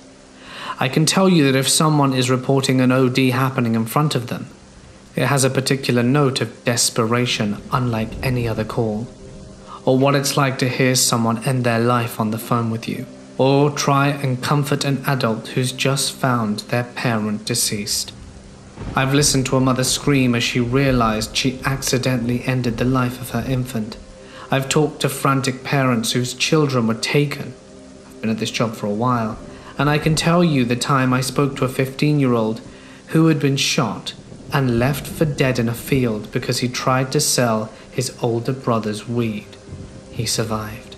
Or the guy who had been knifed multiple times and passed on the phone, with 20 seconds before officers and paramedics showed up. Those were the rough calls, but at least I had some resolution to them. This one? Nope. And I probably never will. Was it a woman being taken? Was her life being ended? Or was something horrific happening to her against her will? I have no idea. Could have been a partially disturbing song and a pocket dial for all I know. Was she found? Did she report what happened after? Is she alive now, or is she in an abandoned building? I don't know. Is there someone frantically searching for her right now? Did I ever meet her? Maybe. But I will never know. Not knowing is the hardest part of this job. I go from the start of one emergency to another in seconds. Questions, dispatch, help, hang up and repeat. In the rare case something really bothers me, I can usually ask the officer via his computer how it went, but I think I've only ever done that 2 or 3 times. This call? I'll never know how it ended or what happened. I did everything I could, only for it to mean absolutely nothing anyway. Now I'm sitting at home on my days off. My baby is crying, and my wife wants to tell me about some story or other she read on Reddit. Taxes are due, and I'm behind on paying bills a day or 2. And all I want to do is go somewhere quiet, drink bourbon until I'm not stressed anymore. But that's a bad route to go. I've seen others do it, and I'd never forgive myself for letting my family down like that. So instead I'm a little quieter than usual, and maybe not as attentive as I'd like to be, but I'll be fine for another day or 2. Just gotta suck it up and go back to work. 15 years until retirement. One night as a freshman in college, I was making the hour-long drive from home back to campus. I'd made the drive many times. It was a straight shot on a well-traveled, well-lit highway, so even though it was dark out, I wasn't worried about my safety. About halfway through the drive, I pulled over for gas. It was a brand new BP gas station with tons of floodlights direct off the highway, with a good bit of people around. I walked in to get some candy and noticed a greasy-looking man, about middle-aged with dark hair and a mustache, eyeing me up and smiling. I didn't read it as menacing. It seemed like he was just a simple country guy who smiled at everyone, and I smiled back. I got my candy, paid for my stuff, turned and was about to walk out, and said thank you to the person holding the door open for me. And a voice said, "Thank you." I soon realized it was the same man, but thought nothing of it. I got back in my car, locked the door, cranked the engine, and leaned over the console to get my candy out the bag. There was a tap. I didn't even register it at first, and then a tap again. Someone, obviously, was tapping on my window. I look up and saw it, the greasy smiling man. His hands and clothes looked even dirtier under the floodlights. He motioned for me to roll down my window. I remembered thinking he had to be at least 45. What was he doing approaching an 18-year-old girl driving home alone at night? At first I tried to act confused and cupped my hand to my ear like, "What? I can't hear you," hoping he'd give up. But instead, he cusps his hands around his mouth, presses up against the window and says, "Roll down your window." I don't know what else to do, so I cracked the window open a teensy bit. I had one of those old-school boxy Tahoos, and I was sitting up high, so our faces were pretty much at the same level and just a few inches apart.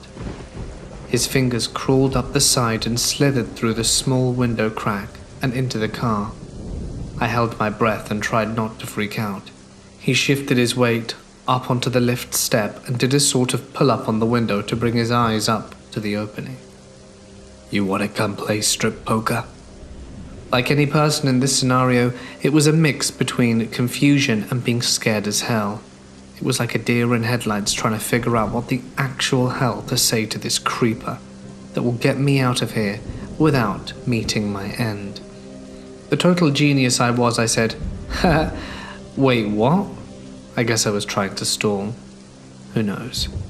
He repeated himself, but this time bounced himself on the car step, making my car bounce along with him. He laughed and peered at me through the crack again. His hands started turning white as he tried to push down on the window. Then there was a car horn, and I thought someone was trying to help me. Nope. It was a bunch of his friends telling him to hurry up and get me to come with them. "Come on, girl, it'll be fun. We won't bite." They all laughed. "Ah, shucks. I'm sorry, but I really have to get back. Maybe next time, though." AKA, "Oh my god, what? Please don't kill me. Also, how is no one at the gas station seeing this and helping me?" He reaches down to pull open the door handle, but thank god it was locked. And I still get chills when I think of what he said next. "Oh, come on, little girl. I bet you ain't never been with a real man now, sweet."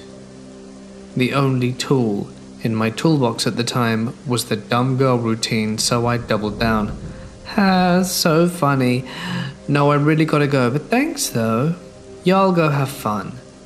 I put my gear in reverse, hoping he'd take the cue to get off my car. Instead he says, "You sure, baby?" Tilts his head, pushes his mouth into the window, and then forces his tongue inside, just smearing his spit slime everywhere, like a dip-scented slug. It's so hard to turn down. Thanks for the invite though, I'm flattered." He lifts himself off the car and finally steps down. "Your loss." He shrugs and walks back to the smoke-plumed jalopy full of his horrible friends. I burned rubber out of there, pulled onto the highway and called my friend, crying hysterically. Sure enough, I see them coming up right behind me. I could make out at least 3 men moving around and laughing inside, with exhaust fume and cigarette smoke enveloping their tin can on wheels. I sped up to around 85-90, hoping I'd lose them, or better yet, be pulled over by a cop. And after what felt like a long time, but was probably no more than a few seconds, did I look back, and fortunately for me, their vehicle was no longer there. I have no idea if I lost them or if they eventually just gave up. Moral of the story, don't be polite. You don't need that in your life, guys. Next time, I'll mace you in the face, weird tongue dude. A few months ago, My 3-year-old daughter had the flu. After she was feeling a little better, my wife took her outside into our backyard to play. My wife was sitting on the back step, and my daughter came up and asked her if she could play with the little girl on our slide. My wife said, "I don't see a little girl." And my daughter said, "She is right over there on the slide, Mum. Can't I play with her?" My wife said, "I don't see anyone." But my daughter insisted, "She is. She's on the slide and she's blue. Can I play with her?" My wife freaked out and said, "Let's go inside and make a snack." So they did. For the rest of the day, my daughter kept going out and looking at the back door and kept telling my wife that the little blue girl was lonely.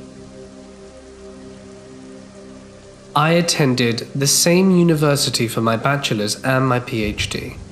There was a lovely woman by the name of Jennifer, who was my reading in the content area instructor. The guys all swooned over her as she was gorgeous, and I loved her because she read us The Giver out loud. She was an awesome instructor and was doing her PhD in literacy. Fast forward a few years, and Jen had moved to South Carolina to teach literacy. I'm now in my PhD program and in the same grad student office she used to work in, with other literacy people and her colleagues. And then we get the news that she was murdered by her boyfriend. Everyone is in total disbelief and devastated. It was a huge blow to the department, as she was genuinely loved by everyone who knew her. So after a few days, her funeral and her body were brought home. I'm in the office suite at school very early in the morning when no one else was about. The grad students had a fishbowl office, 10 of us with group desks within a larger office suite that was locked and had light motion sensors.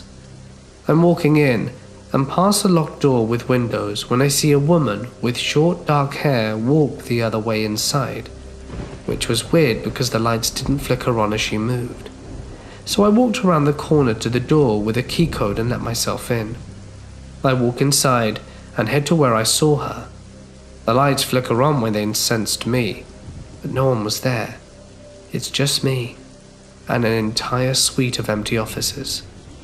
I swear to God it was her saying goodbye to a place she spent so many years at and where she had so many friends. It spooked the hell out of me though, and made me very sad. I used to work for a company that specialized in hazmat, restoration, and working in confined spaces. We traveled around the country depending on the type of contracts we had. We dealt with some pretty cool and sometimes creepy stuff. One that comes to mind was a haunted Indian school. The story goes that it was run by Christians, and they had a tendency to lose Native American children. My boss had called me and a few others in so we could pick our crews and go over the plans.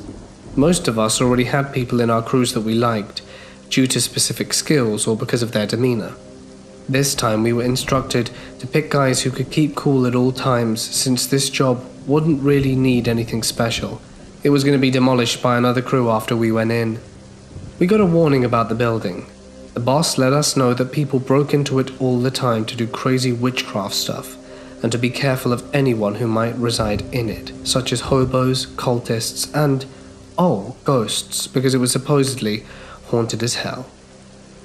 At the site, our radios would go off and sometimes we'd hear someone talking. We thought it was just interference.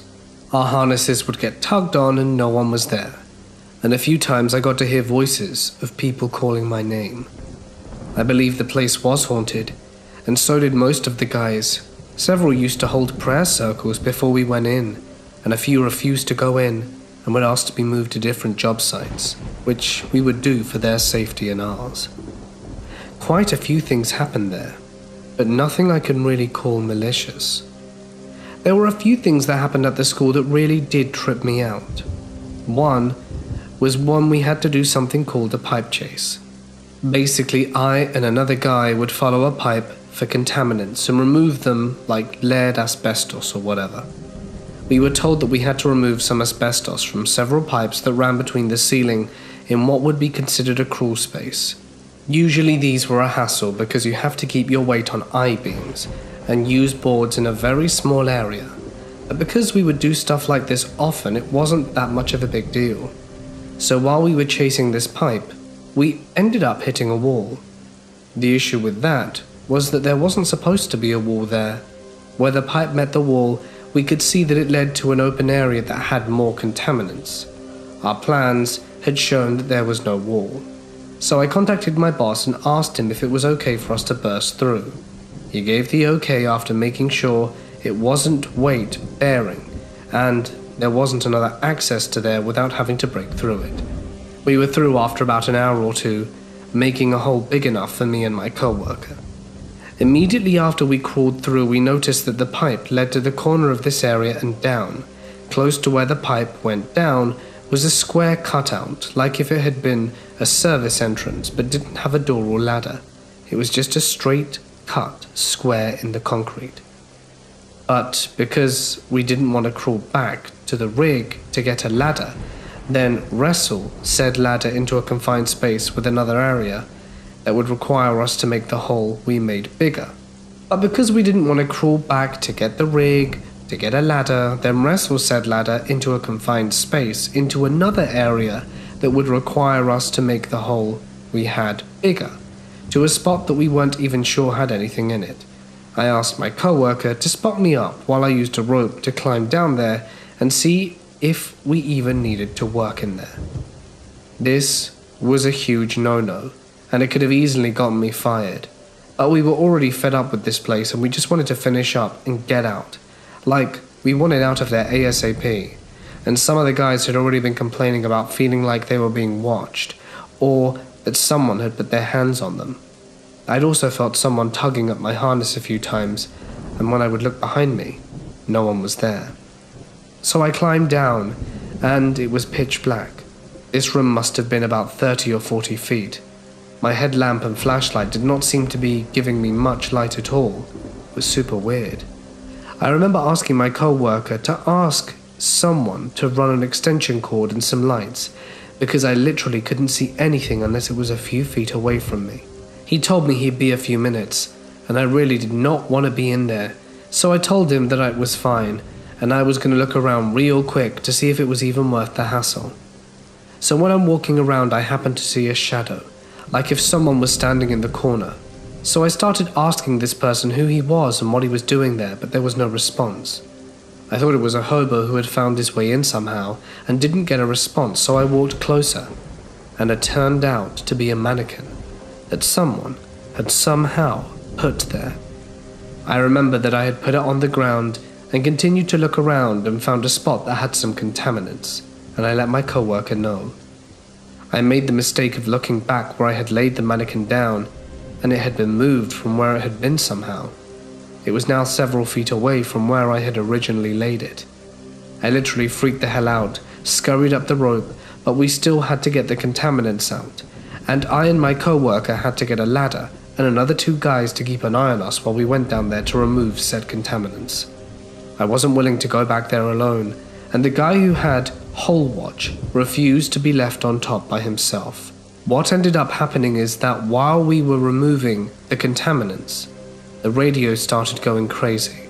My co-worker and I almost fell off our ladders because we felt someone push us hard from our harness. And also these guys on top kept asking us what the hell we wanted over radio and to stop messing around, because they claimed they kept hearing us call them from the hole. The mannequin also moved again. So we were already pretty sketched out and wanted to get out. When we finished this job site ahead of schedule, we still had to go through inspection by a hygienist, and they asked to be accompanied by someone because they didn't want to go in alone. One of my bosses decided to accompany the dude because he also wanted to see the hullabaloo that had gotten us all excited. When they went down, he kept yelling at us over the radio to take things seriously, because he thought we were messing with them, because creepy crap kept happening, and they were inspecting every area that everyone had worked at. He knew that we took our job pretty serious. We had zero tolerance on horseplay at our job sites, mostly because the job was pretty dangerous. We did report to several government agencies, and a lot of the jobs we did were for the government or huge private businesses. At the end of the thing, he mentioned that he felt someone pull on his Tyvek hard enough to make a tear on it, and that the hygienist had heard people calling their name and had felt a hand. Basically, he said that they had gone through a gauntlet of crap. They also found the mannequin, and I guess that's when our boss lost his marbles and flipped out on us because he thought that we had put it there to mess with them. The strange thing about what he said was that it was standing in a corner where I had originally found it. There are a few other places I've been to that are pretty trippy. I think that school was the worst out of all of them, mostly because of the frequency of stuff that was going on and how absolutely crazy we sounded when we would get together and talk about it at our safety briefs before and after we ended our day. The reports we wrote must have had our bosses and other people thinking we were nuts, because even though we would do atmospheric testing for gases and whatnot before we entered or went down, given the situation, everyone thought we must have suffered from some gas leak or something, even though they knew and had warned us it was maybe haunted. There were several crews there in charge of different areas, so about 15 to 20 of us in total, and we rotated 6 or 7 people out of the site because they didn't want to be there for obvious reasons.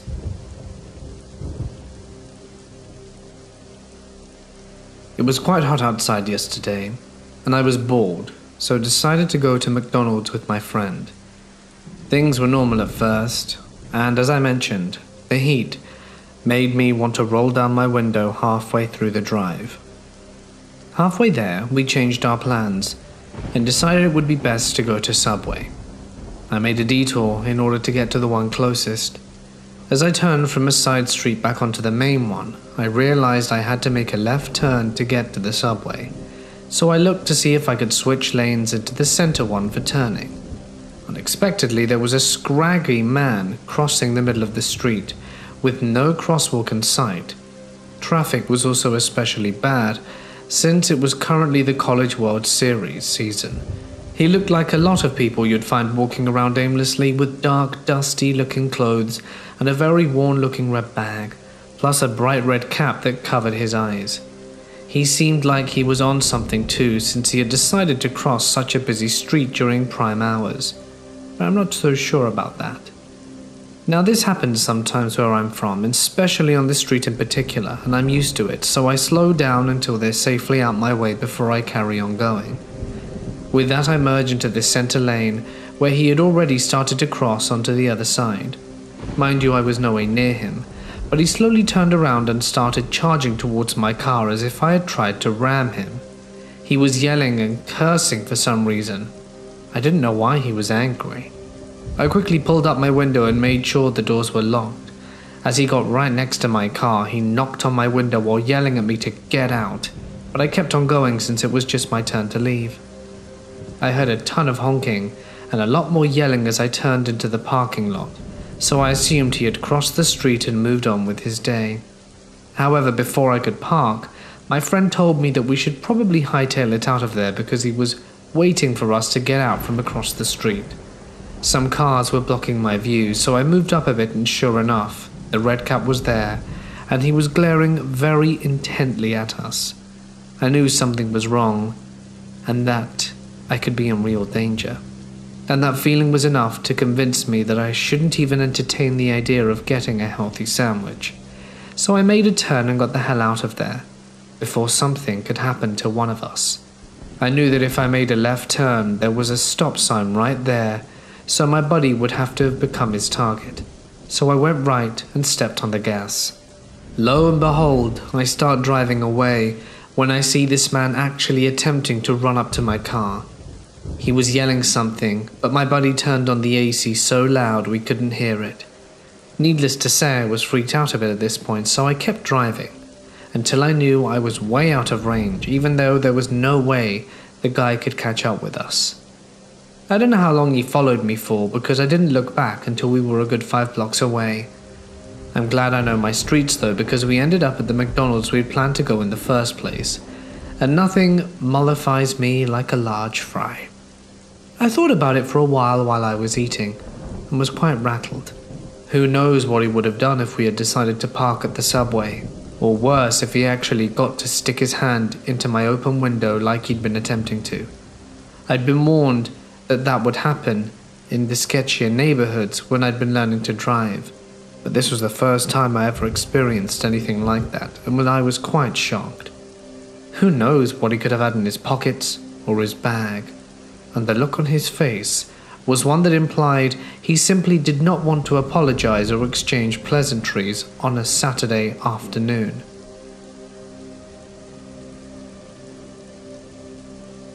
I was a police dispatcher 1 year in college for the campus police, Worcestershire Polytechnic Institute, by the way.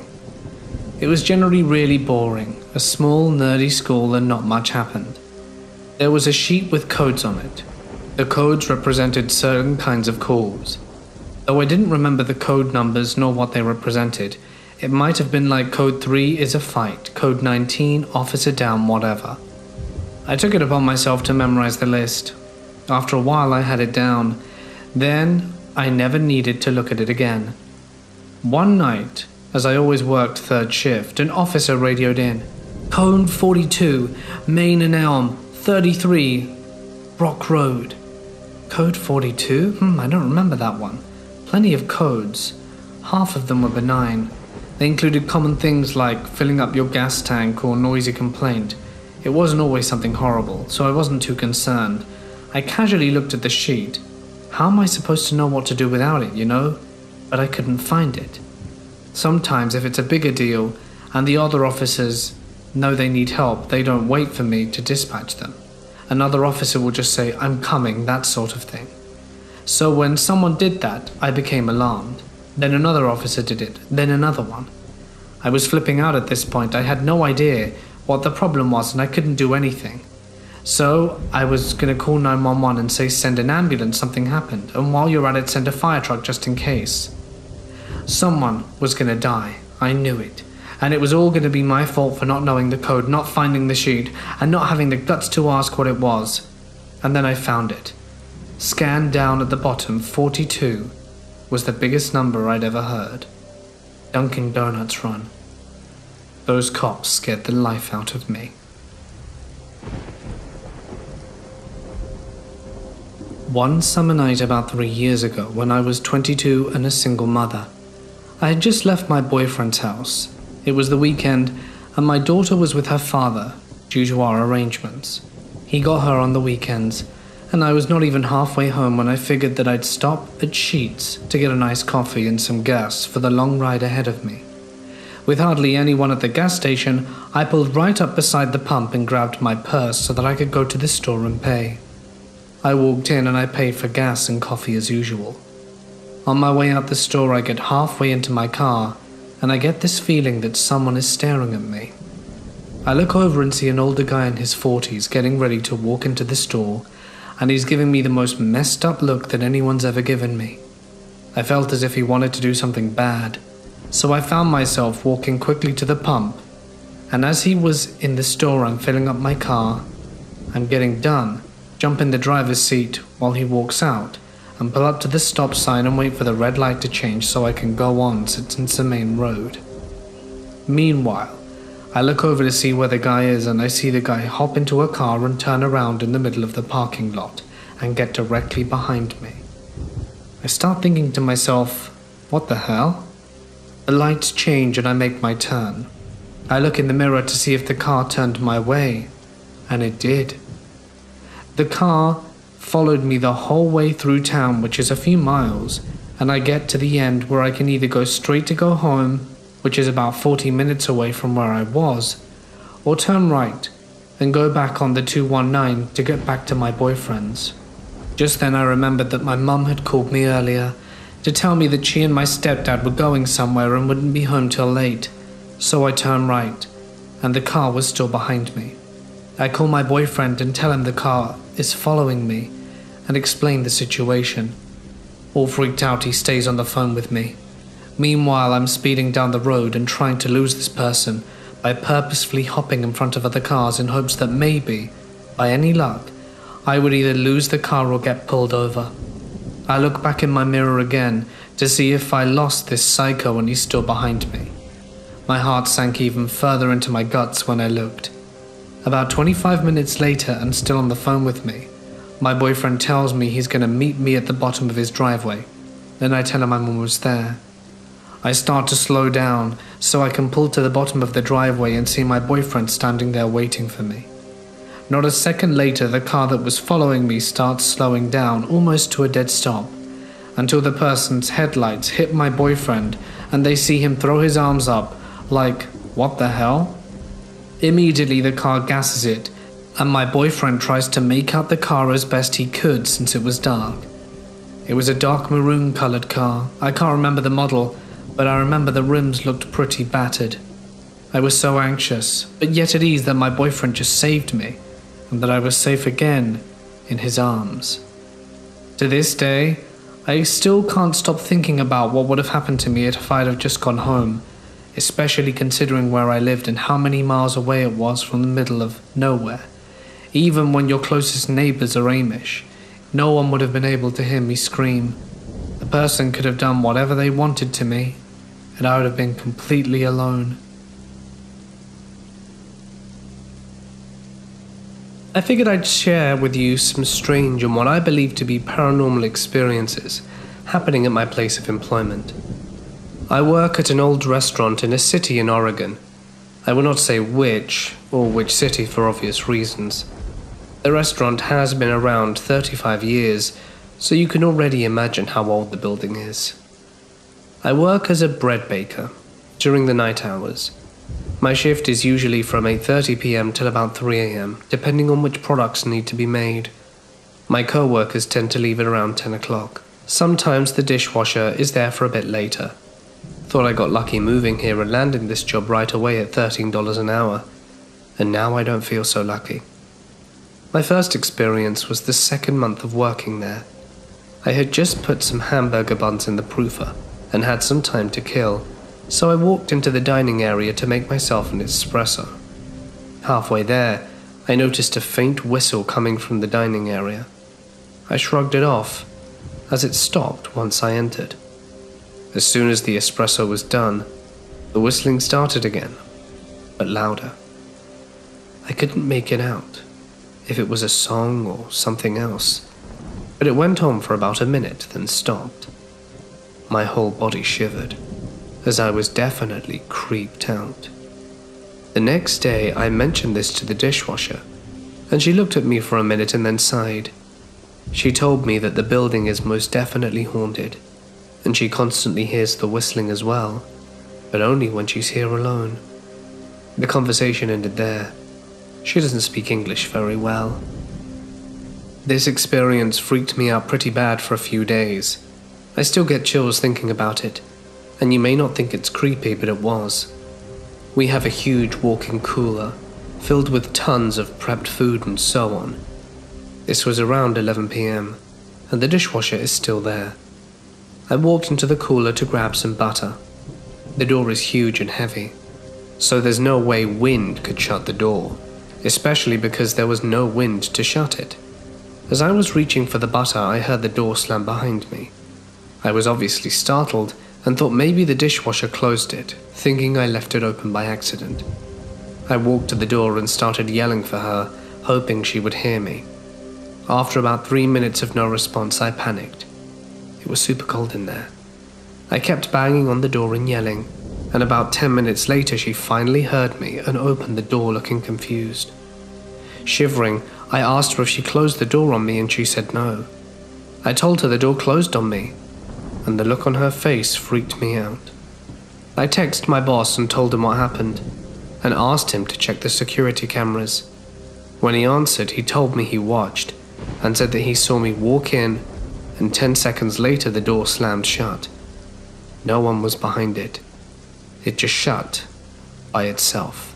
That's never happened to anyone else. We were both confused, and I was wary. A few weeks later, in the dining room they mopped the floors every night and put the chairs on top of the tables. I noticed they were in their usual spots on the tables and didn't think much of it.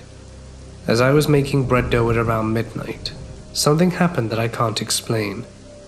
In the span of almost 5 to 10 seconds, I heard the loudest crash coming from the dining area that shook the whole building, and the lights went out quickly, then came back on.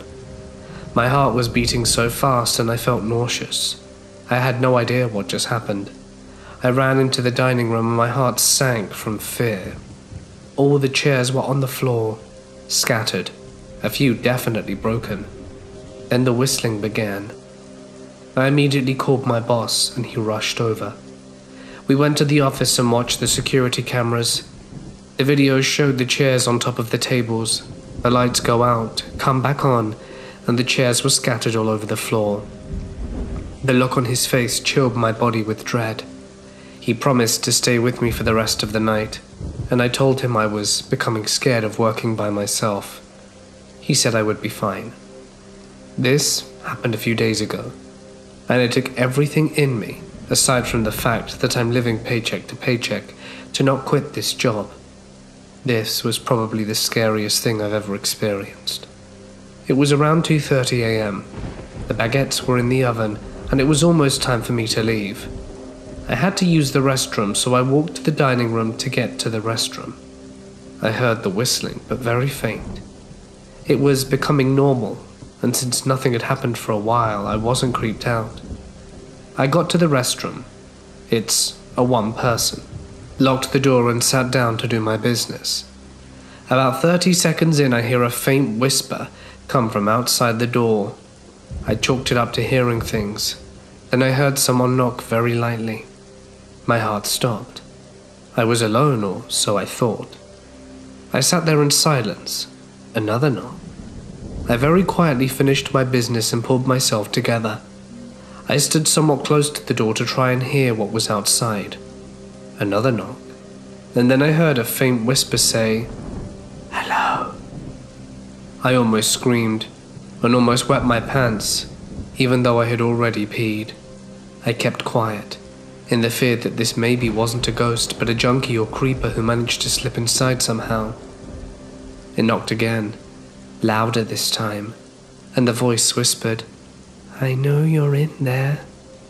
It sounded like a man's voice, but I couldn't tell. It began to jiggle the handle of the door, and that's when I flipped out, screamed to leave me alone, and the handle jiggled more violently, and then abruptly stopped. I stood there in fear for about a minute. It slammed the door so hard I was surprised it didn't fling open. My heart was racing and tears were streaming down my cheeks. Everything went silent for a good 20 seconds.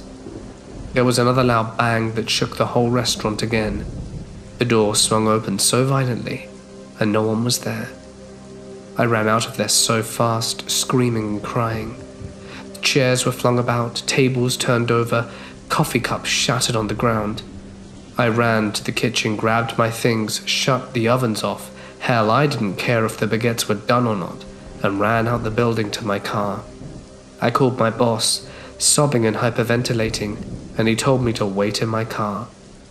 He arrived 5 minutes later, flying into the parking lot in his car, got out, but I told him I was not going back in there. He went inside and came out about 10 minutes later, looking weary and upset. He told me he watched the security footage and couldn't believe what he saw. As soon as I had closed the bathroom door, he saw a sort of dark, cloud-like figure float in front of the door. Right before the bang, the camera went to static for a few seconds, to show the whole dining room a mess. Then the camera showed me running out of the bathroom. It's only been a few days since that happened. I'm still shaken a bit by it. My boss gave me the week off, paid time. I need to think this through. Is it actually worth it? Working in constant fear? This is my brother's story, not mine. He is the janitor at this church and he works late at night. Before he started working there, he not only didn't believe in ghosts, but he literally thought that those who did were of an inferior intelligence. The first experience he had was when he was trying to study in this one room at the front of the church. He was trying to study, but the noise started. and it sounded like whispers in a language he couldn't understand. He thought his brain was playing tricks on him, so he kept trying to study. But the noise got progressively louder and louder until he couldn't take it anymore and ran out the church. The scariest experience he had was one night when he was vacuuming. He had a phone at the time that would super annoyingly inform him every 5 minutes for the hour before it died that it had low battery. He was vacuuming like he always did, and then he received a call. It was from the church's phone number, and before he could pick up or reject, his phone instantly died. He started sprinting to his car, and he heard the noise of the door in front of him open even though it just stayed shut. He told me he smoked 14 cigarettes in his car on his 10-minute drive back to his place that night. Then, after having these experiences, he started asking other people who worked for the church if they'd had anything strange happen to them. All of them said yes. The scariest one was of this lady who works in one of the offices in the church. One night she was working late, and the church was empty, when this old woman who she knew appeared out of nowhere. She was all like, "Hey Mabel, coming to service tomorrow?" But Mabel ignored her and continued towards the stairs and started walking up them. She was very confused and felt that Mabel was being rude or perhaps didn't hear, so she left her office to go upstairs and find Mabel, but there was no one there. When she got to the top, she remembered that this particular old woman had had her funeral in the church recently after dying the week before.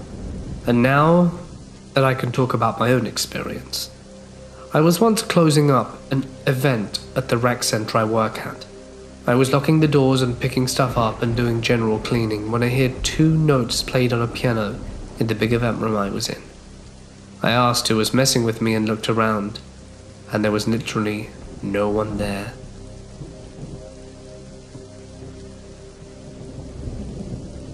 This happened to me and my friend around 9:30 p.m. on a Saturday. I live in an area where not much goes on and is pretty safe for the most part. Me and my friends are dumb teenagers, both males that love urban exploring. Our favorite sites to explore are tunnels. At 7:30 p.m. one night, me and my friend were exploring some sites around the park, 2 blocks away from our house, full of small tunnels to explore. We felt a little weird because we didn't feel as if we were alone. There were a couple of disc golfers, but we watched them leave, so at this point the park was completely empty. My friend and I were just exiting a small tunnel to get back to the park as we were waiting for the disc golfers to leave, so we could go to the next secret spot, which were train tracks that were still somewhat in use. To get to the train tracks, you have to go through an off path in the woods that has a few curves, so it was hard to see. My friend led the way. A few seconds later, I thought I had lost him, so I yelled his name. Here's where things got weird. I heard what seemed like an almost distant yell or shout from the train tracks. I thought he had sped up, so I jogged up ahead and eventually ran into my buddy. This was just around a curvy turn, so I asked him if he was okay, and he replied with yes, like nothing had happened. A little suspicion ran through my mind, so I asked him if he had yelled at me from the tracks and had come back to get me. Shockingly, he didn't. He was waiting for me just at the turn, and he also said he heard the yell. While my friends and I are idiots, instead of going back, we quietly continued to the tracks. When we got up to the bridge with the train tracks, there was absolutely no one and nothing up there. All I knew was that I felt like I was being watched from the trees or something. I let my friend know about this feeling, and we quickly stopped throwing rocks into the creek and headed back to the park. I knew something was wrong as we were leaving. I just couldn't put my finger on it. We played around on the basketball court at the park before we left. Due to the creepy vibe, my friend and I decided it was best to take the main road back instead of the shortcut through the woods that led to our neighborhood. It was around 9:30 now. My friend and I were talking about what we should do all night, because he was now spending the night. The park had a soccer field across the street from it, so it had 2 gravel parking lots that are sort of hidden by trees. As we were walking past one of the gravel lots, I felt what seemed to be like a warning from my body. I passed it off as nothing, but as we crossed the street from the gravel lot, here's where things start getting creepy. I could see someone come out the shadows of the gravel lot. They had appeared to be wearing very dark clothing and a hoodie covering their face. I was getting red flags everywhere. The way they came out of nowhere was so subtle and perfectly timed. It was almost as if they were waiting for us to cross to start following. My friend hadn't seemed to notice the strange figure, so I told him to jog ahead a little, and he seemed confused. So I pulled him close to me and told him what I had just seen. He seemed anxious, so he picked up the pace a little bit. Every once in a while I would look over my shoulder to see where he was, and every time I looked he would be at least 3 feet closer to us. I could hear the figure's eerie breathing. Thank God we were close to an alley shortcut that no one really used but me and my friends. To get to it, you had to go up a little hill left of the street. I saw this as an opportunity. I mumbled to my friend, "Use the alley." He quickly nodded yes, and the second we made it to the hill, we casually jogged up ahead to the alley. I told my friend to wait for a second, peeked over the street from the alley, and there I saw them. What appeared to be a man in his 30s making his way towards us very quickly. I could see his eyes now. They were staring directly at me with an evil and sinister look. I told my friend to bolt up the alley to his house, which was connected to the alley, and we'd never ran so fast. We made it up the street and took a sharp turn to the left. We lost him at this point, sprinted through his front door and locked every single entrance. We turned off all the lights and hid for what felt like an hour. Thank God he was nowhere to be seen. I've never seen this person again, and sincerely hope I never do. When I was 12, my mum and I went to the ER. She didn't feel well and asked me to fetch the paperwork from her car. I walk alone to our car in the parking lot, and you hear these ladies outside the hospital yell, "What are you doing? You better stay away from that little girl." I didn't have to put 2 and 2 together, reach the car, and by the time I turn around I see my mum walking up on this guy who's right behind me. My mum is a tough-looking chick, so when she asked him what the hell he was doing, he scrambled for an answer and said he was going to ask me for a ride. She yelled at him and says, "Does she look like she's old enough to give you a ride?" That guy disappeared there and then. I'm 22 now, and it still scares the life out of me to think, what would have happened if those random ladies weren't outside looking out for me? What would have happened indeed? I have taken a number of frightening, stressful, and disturbing calls as a 911 operator. These include, "I watched my roommate end his life, and he's still breathing." The roommate lived long enough to be transported but died shortly after. "My husband has PTSD, and he has a firearm." In that one, I managed to get the wife and child out of the house safely, but the husband didn't make it. Or the non-English speaker with a choking baby. There are delays in getting interpreters conferenced in, perhaps the sound of a gunshot in the background, but the list goes on. But the majority of the calls we process are routine. Even the emergencies we have, the cavalry at our fingertips, and the capacity in most cases to get the right help to the right location in the right amount of time. This means that heart attack dads, or car accident mums, or fighty, drinky neighbors usually aren't even a blimp on the emotional radar. I don't say this to minimize the level of crisis for those involved, but it helps explain how we can be saturated without becoming, well, saturated. In reality, many of the calls that we have had haunted me, and have been the unexpected or heartbreaking details in otherwise routine calls. The world-weary 8-year-old, same age as my youngest, calling in a disturbance between mum and dad, telling me mum's a crackhead. The guy at his Christmas tree lot who had just been robbed at gunpoint, telling me the bad guy just kept apologizing the whole time he did it. The elderly woman who on a routine medical call told me she wishes people who can still walk would get outside more, and that she would give up anything just so that she could walk again. There are the calls I take home with me. As much as many high crisis type of calls, someday it's the best and worst of humanity.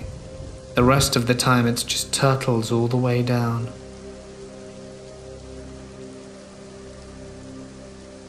This story takes place in the summer, after I graduated high school, and I was working at a local gas station. There's more to this story than just being trapped by a customer, but it all builds up to it. This guy and his girlfriend used to frequent the store, but one day he came in by himself. He never gave me bad vibes before, and his girlfriend was super friendly. On that day, I was dressed up, since I was going on a date directly after work, and he jokingly asked if I had a big date that night. Seeing as he had a girlfriend, I didn't think much of it and said I did, and it was with a foreign exchange student I'd been seeing. The foreign exchange student was leaving in 2 weeks, so we were trying to cram in as much time as we could. Well, me and my girlfriend broke up, so when that foreigner leaves, you should give me a shot. I was kind of shook because of how forward it was, especially since I just said I was seeing someone. I politely told him again I was already seeing someone, but thanked him. Little did I know this was going to make work hell for the next few months. He knew which car was mine because all of my co-workers said he only came in if I was working. They never saw him otherwise. Every time he came in, he would ask me out, try to flirt with me and generally harass me about how I looked. We made pizzas as well, and he would sometimes order a pizza and a bunch of other food and just stand there and talk to me while I made it. I once forgot a topping for him and he said, since I messed it up, I had to go out with him now. I said, no, but you do get a discount, and left it at that. On the 4th of July, he offered to buy me alcohol if I went to a party at his place, but I declined. I was 18 at the time, so I wasn't old enough to drink. He literally wanted me to pick out alcohol I wanted at the store I worked at while I was on the clock. Once a man came in and asked, "Are you Fleur?" When I said I was, he said, "My nephew won't stop talking about you. He's definitely got a thing for you." This really got to me, because why the hell was his family talking about me? I've never seen him outside this store, let alone spoken to him. I unfortunately had to work on my birthday, and I didn't want to deal with people, so I took the stock job instead of register. My manager and my one idiot co-worker said happy birthday, and I headed to the cooler. While I was stocking the pop, I heard the cooler door open, turned around expecting to see my manager or co-worker, and this creepy guy was standing there. I was completely shocked since the door says employees only, and all that. I somehow stammered out why he thought it was okay to come back here, and he said he wanted to tell me happy birthday, and that he had something for me. Now I'm absolutely terrified, wondering how he knew it was my birthday, and what the hell he had for me. He suddenly grabbed my wrist and dropped something into my hand. Before I could even see what it was, he was gone. I looked down and it was a small baggie of pot. I could only think, what the hell? I quickly went to grab my manager. The owner hates drugs, and I didn't want to get in trouble, so I thought it was just best to tell him. I was shaking and crying, both because I was still scared, thinking about what could have happened if the guy wanted to do something else, and that I was going to get fired for having illegal drugs in the store. The owner was furious, but he assured me he wasn't mad at me. He told me the guy was banned, and he told me I got to handle it however I wanted. If the guy came in, I would call the owner so he could do it himself, or I could tell the guy. I decided I wanted to tell him myself. Not sure why, maybe I just wanted to let all out the frustration of the situation. The next time he came in, I told him off. I told him that creeping on me for months was inappropriate, especially since I was at work and couldn't be rude about it to him. I told him that nothing was ever going to happen, and that he was a creep, and he made me very uncomfortable. Finally, I told him he was a nutcase for coming into my store, seeking me out in an employees-only section, basically trapping me somewhere where I couldn't run, and giving me illegal drugs that could cost me my job and get me in legal trouble. Told him to get out and never come back. I know this last part sounds very fake, but it really did happen, and it felt really good to be able to get all of that out while I was at work. Not many girls get the opportunity to tell off their creeps, especially while at work, and now I was basically given permission to. I hope we don't meet again.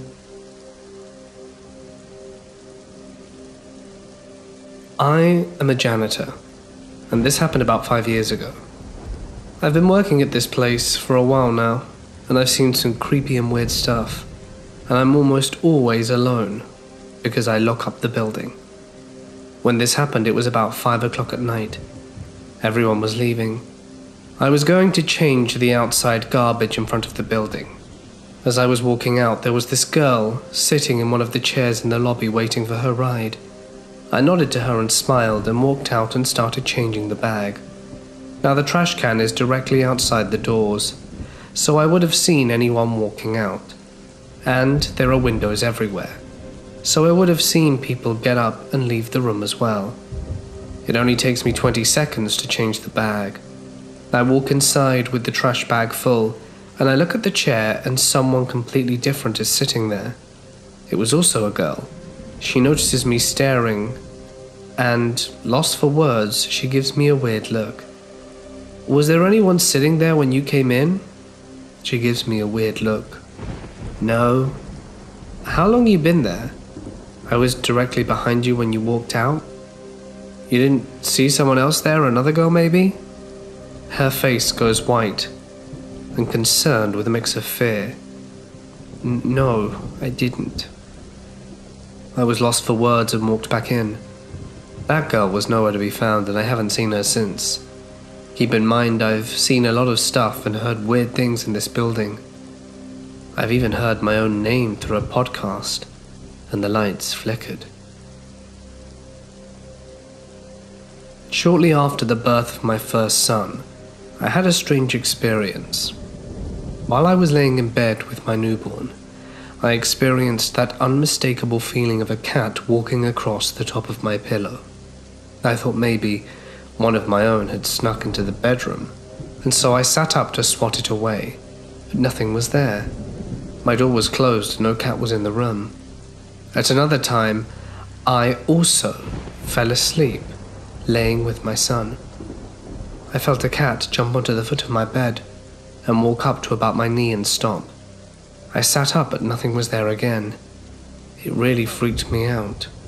It happened maybe 3 or 4 times and then suddenly stopped when our son was baptized. It made me really stop to think, could this not have been a ghost cat after all? But perhaps something more sinister.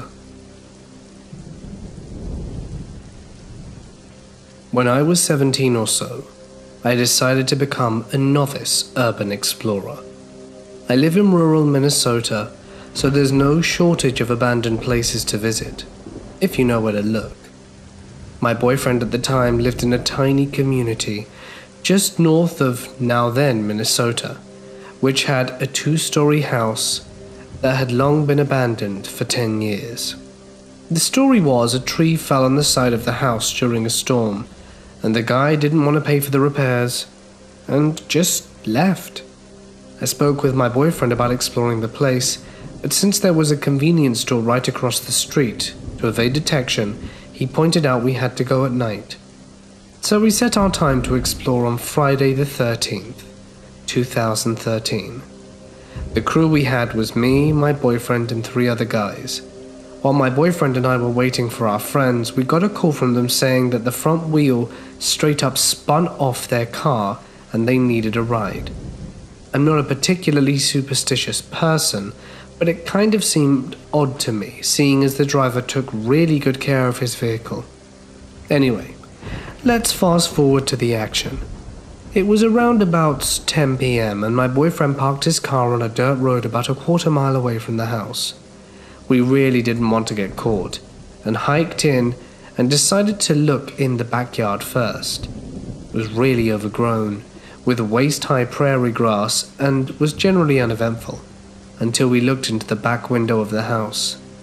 One of them seemed to go into a pantry, where there was still canned food on the shelf. The door to the pantry was open, and from there we could see a full set of living room furniture, couches and all. This kind of leaves me to disbelieve the whole "he left because of the tree falling" thing. It seemed like the guy who left there left in a hurry. Our original plan was to go in through the back door, but it was locked with some industrial-grade stuff, so we went around the front of the house, which had a screen-enclosed porch. Thankfully it was unlocked and we were able to look around the porch area. Knee-high stacks of Life magazines were absolutely everywhere, some of them dating as far back as the 80s, weather-worn and chewed through by animals. After fooling around for about 10 minutes, we decided to embark inside. Naturally, being a 17-year-old girl in a group of 19-year-old guys, I was elected as the one to open the door. But once I put my hand on the doorknob, I heard a noise on the other side of the solid oak door. 4 deliberate, rapid-fire knocks. Everyone bucked the hell out of there faster than I've ever seen. We ran the entire way back to my boyfriend's car, but it wouldn't start. Everyone was afraid to go outside, and one of my friends kept claiming that he heard footsteps coming towards us. This was probably rubbish in hindsight. After a few long minutes, my boyfriend's car finally decided to start, and we punched it back to his house. Once we got back, everyone had their speculations about what the hell was on the other side of the door. My personal theory was there was a squatter inside that saw us snooping around and wanted to scare us away. I know that dilapidated houses can make weird noises, but the knocks we heard were very deliberate, not something a structural shift or animal could make. To this day, I have not visited the house again, or any other abandoned house in the area. So kids, if something seems like a bad idea, it probably is. And creepy squatter guy? Let's never meet again.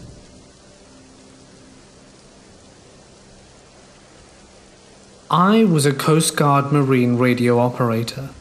The worst call I took was from a boater that witnessed a float plane crash into the ocean near a community not far away. The plane was owned by a company that one of my close friends is a pilot for. He slammed into the water at a 45-degree angle at full power.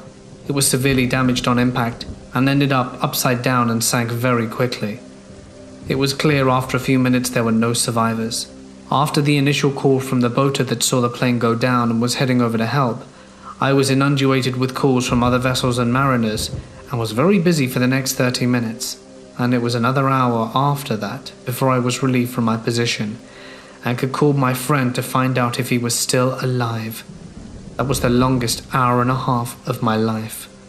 Other calls I've taken include gunshot victim at a dock, trying to call very quietly so not to alert his assailant, a woman screaming and panicking after her husband collapsed on their sailboat. Mayday, mayday, we're at Point Pleasant and sinking, and then nothing. And a man in a panic reporting there was a drunken fight in a remote coast community and someone was struck in the head with a hatchet, which is now stuck in his head.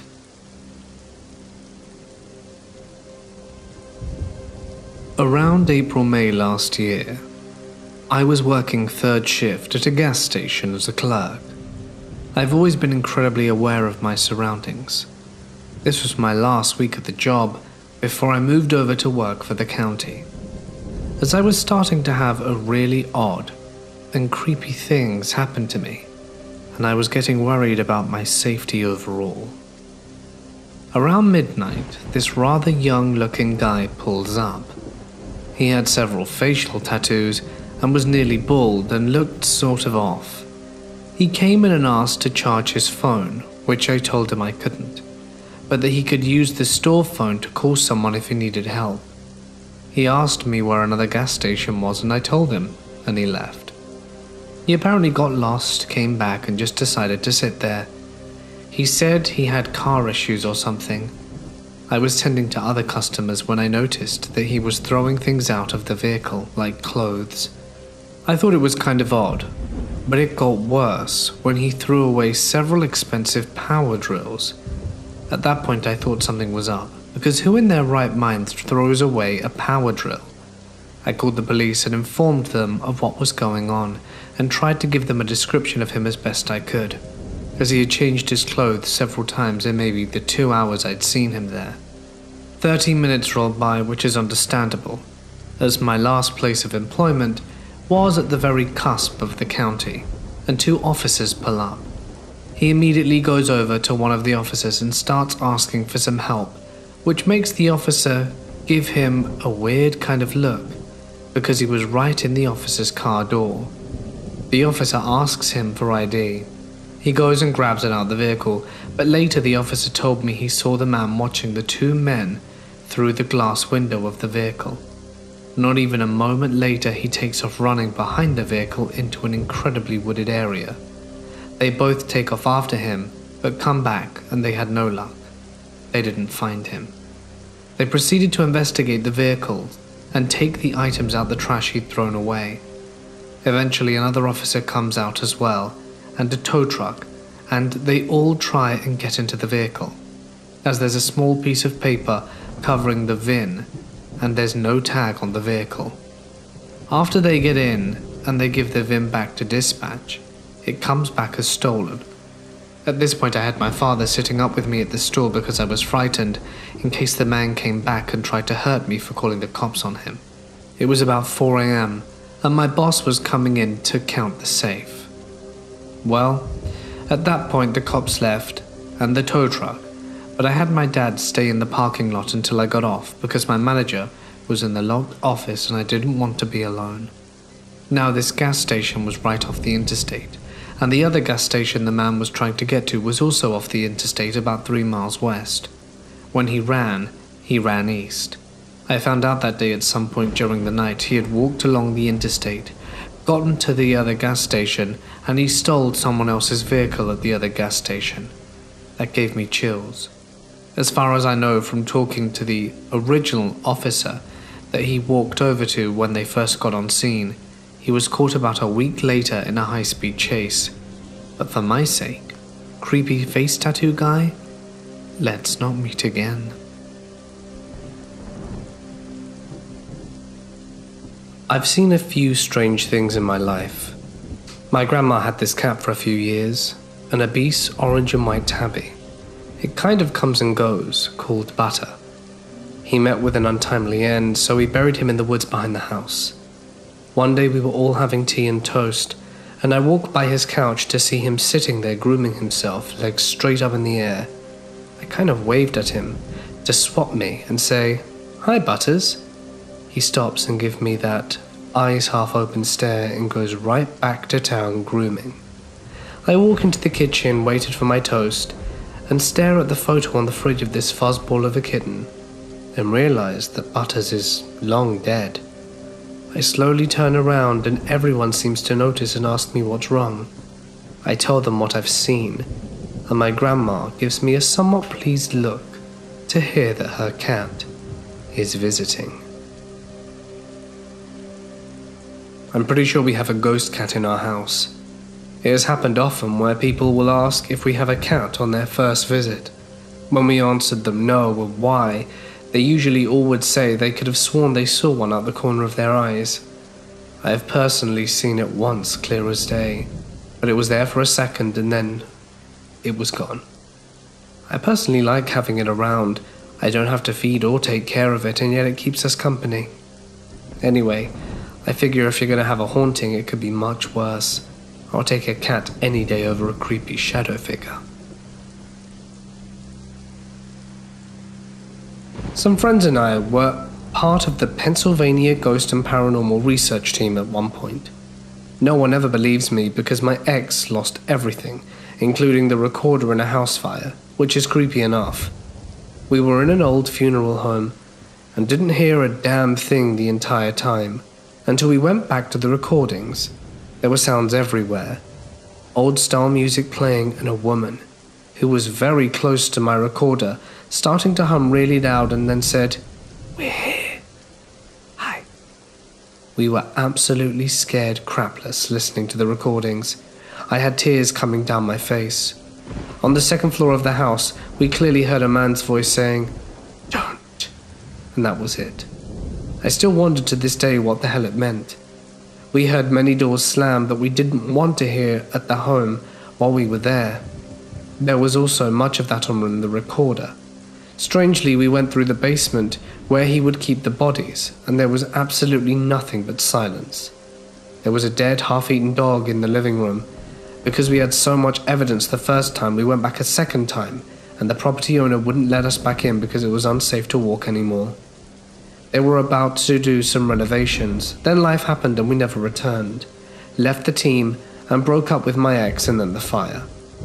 I wish to go back and record one more time. It's a thing I keep thinking about. It's like a life calling, and that house just sitting there unoccupied waiting for me.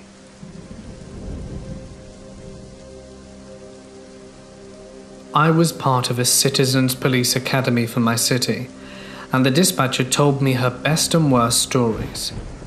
But I'm only going to share the worst. A man called and said his girlfriend had ended her life. Police responded and found her in the tub, having bled out. After interrogating the boyfriend, this is apparently the timeline. Girlfriend is pregnant and early 20 years old and didn't want to have kids, at least not then. This wasn't her first time, and she did the same thing she did last time. She got a hanger and tried to take care of it. Again while he was playing video games. Well, she apparently messed up and bled out there in the tub. After he hadn't seen her for a while, he checked and found her in that state, and then went and called the cops. She essentially stabbed herself while he was distracted by video games and bled out. The thing I'll never forget though is that one, it happened before once successfully, and two, that they disposed of the first body in a trash bag and were meant to do it the same time as the second. He was specifically playing video games with headphones on, which is why he didn't realize things had gone so badly until it was too late. This happened last year around Christmas time. I was on my way to visit my parents. I'm traveling from Nashville, Tennessee to Kent Island, and it's me and my dog Kona, mix of a pit bull, husky, and Labrador, and bulldog. I'm a tall, fairly well-built man, and it's about a 12-hour drive and it sucked. When we got to around Harrisonburg, I was tired and Kona needed to go potty. I also needed gas, so I pulled into a gas station around 10 p.m., pulled up to a pump and started getting gas. While the gas was going, I left Kona in the car and went inside to get some food and a much-needed Red Bull. When I walked out the gas station, I noticed a slender, raggedy man standing by my gas pump. As I reached my car, the man tells me that he's homeless and needs extra clothes, given that it's very cold outside. I'm empathetic. However, I tell him all I have in my truck are presents for my family and my little amount of clothing for myself. I apologize, tell him I can't help and wish him luck. He says that he noticed I had boxes in my truck and that anything would help. I tell him I have no clothes for him, but offered him the food I just bought at the gas station, but he refuses. He growls, agitated, and asks if he can have the heavy coat I'm wearing. Very nice pea coat that was a graduation gift from my mum. And I tell him no, and that I need it. He starts yelling and telling me that I'm spoiled, living off my parents, untrue, and I'm frightened, and Kona jumps into the driver's seat to observe. He reaches out to grab my shoulder and I back up and bump into my truck. He approaches it about 1 foot away from me and says, "I said I need your help," loudly with one hand on his pocket and the other on my shoulder. At this point, Kona goes mental, starts barking at the man and snarling her teeth. I can hear her bark, and so can he. He looks at Kona and I tell him to leave me alone right now or else. I'll open the door and my dog will tear you apart. This seemed to do the trick. He backed away and I quickly opened the door and hopped in, forcing my dog out the driver's seat. She's still going nuts and I wait until he's far enough away to put away the gas pump. I start to drive away on the side of the gas station and see the same man jump into the passenger side of a dark SUV. I was going to get my dog a big steak, but 5 minutes later, she crapped in my truck, so I think she was scared. Anyway, let's not meet again.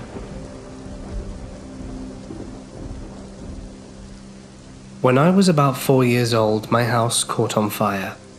My bedroom was on the second story, and the fire was on my side of the house, so my room filled up with smoke. I remember someone waking me up that night, thinking it was my mum. It was a sweet woman's voice and told me to go sleep in my sister's room. I was never allowed in her room. I was the annoying younger sister. And my mum woke up later that night to the smell of smoke and went to find us. She said my room was so filled she couldn't even see her own hands. In a panic, she went to wake up my sister to help find me, and she found me asleep on my sister's bedroom floor. If I had not woken up, I would have suffocated in my sleep. I had burn marks on my floorboards until 8th grade, when we moved out. When I was 5, I had my first paranormal experience. I lived in a small town in Washington called Colfax. I lived in a big house that overlooked the town. The house had 2 stories, and my room was on the 2nd floor. My parents stayed in a room on the bottom floor, so I was upstairs by myself all the time. At night, I would be awoken by my door being opened. This black figure would come in and stand next to my bed. The first times I saw it, I thought it was my mum, so I said, "Hi, Mum," but there was no response, so I just rolled over and fell back asleep. I asked my mum why she would come into my bedroom at night, and she got a confused look on her face and said that she never did that. So I got curious. That night I decided to see who was standing next to my bed. That night, when the figure came in, I looked at it in the eyes and realized that I couldn't look into its eye. It had none, or face for that matter. It literally had no face. It was just this black void that seemed like it was endless. I laid there frozen in fear and just stared back. After a while, I gathered myself again and continued to just lay there because I wasn't doing anything. I wasn't afraid of it, because I figured if it wanted to harm me, it would have already done so. So after a while, I fell back asleep, and when I awoke a little while later, it was gone. I told my mum all about it, and she told me that I was just dreaming and that I had an active imagination. I learned not too long ago that she would actually come up to the hall outside my room and stand there for a while, but she never saw anything. She also abandoned the effort after a bit. I wasn't the only one to see this figure, though. My friends came over for a sleepover one night. We were all up until about midnight, mainly because my mum told us it was unhealthy for us to be up late, and we were up for another hour talking before we all fell asleep. I had mentioned the ghost that came into my room at night, but never talked much about it. We were awoken by my friend Sophia screaming. We all got up and asked her what was wrong. She said there was a ghost in the room. My friends told her that she was just trying to scare them, because I had said something about a ghost that came into the room. My mum came up a few minutes later, and my friends told her that Sophia had a nightmare. The next day at school, I spoke to her and asked her about it. She told me that there was a dark figure standing in the middle of them, since they were sleeping on the floor around my room in sleeping bags. When she screamed, it quickly disappeared. I told her that it comes into my room every night, and it was friendly and never said anything and just stood there. Sophia came to sleep over a lot since we were young and nobody cared that we stayed in the same room. We would sit there and it would come in. We tried talking to it, but it would never respond. I'm 17 years old now, and I've since moved away from the house, but still at night it comes to my bedroom. It's followed me wherever I've lived, but does not come into my room as often anymore, or at least when I'm not awake. I'm not afraid of it. I know it doesn't want to scare me. I take comfort knowing it's watching over me, and I'm curious if this is something that has happened to others. I was walking with my cousins about 14 years ago when we find what looks to be an old burnt-out house. So naturally, being kids at the time, when having no sense of self-preservation, we decide to explore it. Mostly it was just full of charred wooden crap and junk, but then one of my cousins found an entrance to a cellar outside. We busted the old, rusted lock off the door and looked downside. It was dark down there, and we didn't really have any reason to go poking around it. Plus, we were starting to get creeped out, so we kicked some dirt down into it and walked off. When we get about 15 yards away from the house, one cousin says he hears a noise and we stop. And yep, there was a noise like someone coming up the rotting cellar stairs of the house. We peeked back through the trees, and see a dark kind of fuzzy shape crawl out the cellar which we left open. It looked like a big old dog. Then it stood upright. We hauled ass out of there and ran off in different directions like morons, each convinced that the cellar thing was chasing us. I ran right through some briars in a panic and tore my arm and legs up, which got me in trouble when I got home. We were all fine otherwise, but did avoid going back there in the woods in future. Closest thing I can figure is there was a small black bear living in the cellar. Maybe it had another entrance we didn't know about, and we woke it up. But seeing something hairy and dark come out the cellar then stand up was like being in a horror movie. I never want to go into that house again.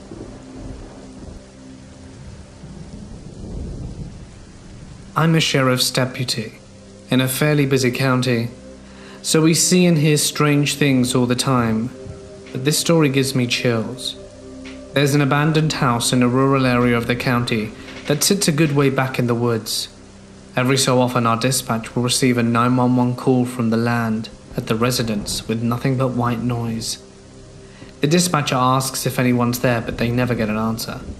Since it's an open 911 call and we know the address, we have to respond, and every time we do, there's no one there. The oddest thing is, there's no electricity or any signs of wiring going to the house. Every deputy that's been there gets a feeling of dread just by being on the property. I'm not sure of the history of the house. I don't know what could be there. Anyone have any thoughts on it? And on my way out of the property, I found a vehicle driving on the wrong side of the road. So I'm at the jail finishing paperwork on the DWI. But why don't we take this back to how it all started? To preface this, I consider myself to be pretty rational when it comes to odd situations, but I'm open to the idea of the supernatural. I wanted to share this with you because I thought some of you might care for it. Anyway. This was my first time walking up to this place, so it was definitely an experience. The trail is gated off, so I had to walk to it.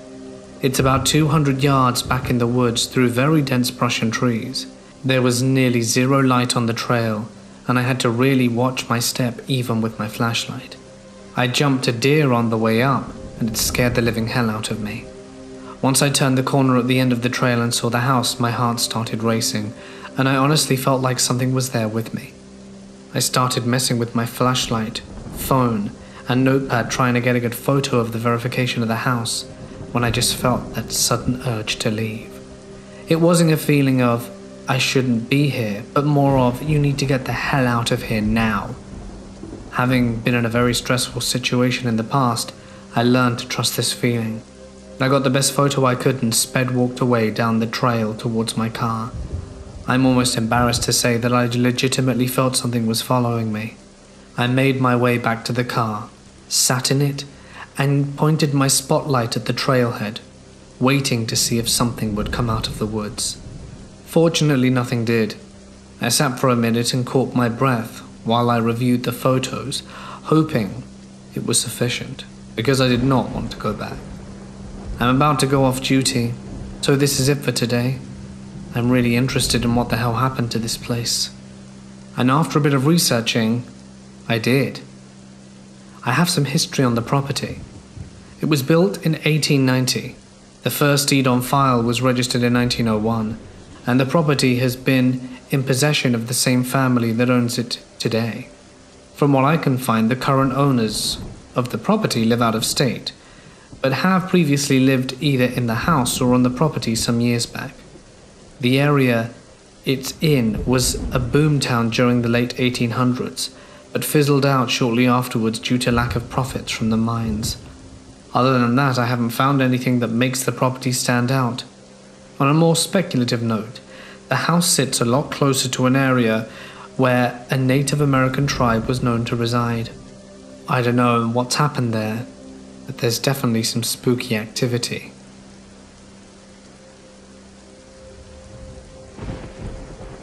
I live in the downtown area of a pretty major city. My street is relatively quiet, but I can't say so much for the surrounding neighborhoods. My city as a whole is infamous for drug activity and armed violence. We also have an increasing number of homeless people, as our shelters have almost all closed down. I've generally never minded.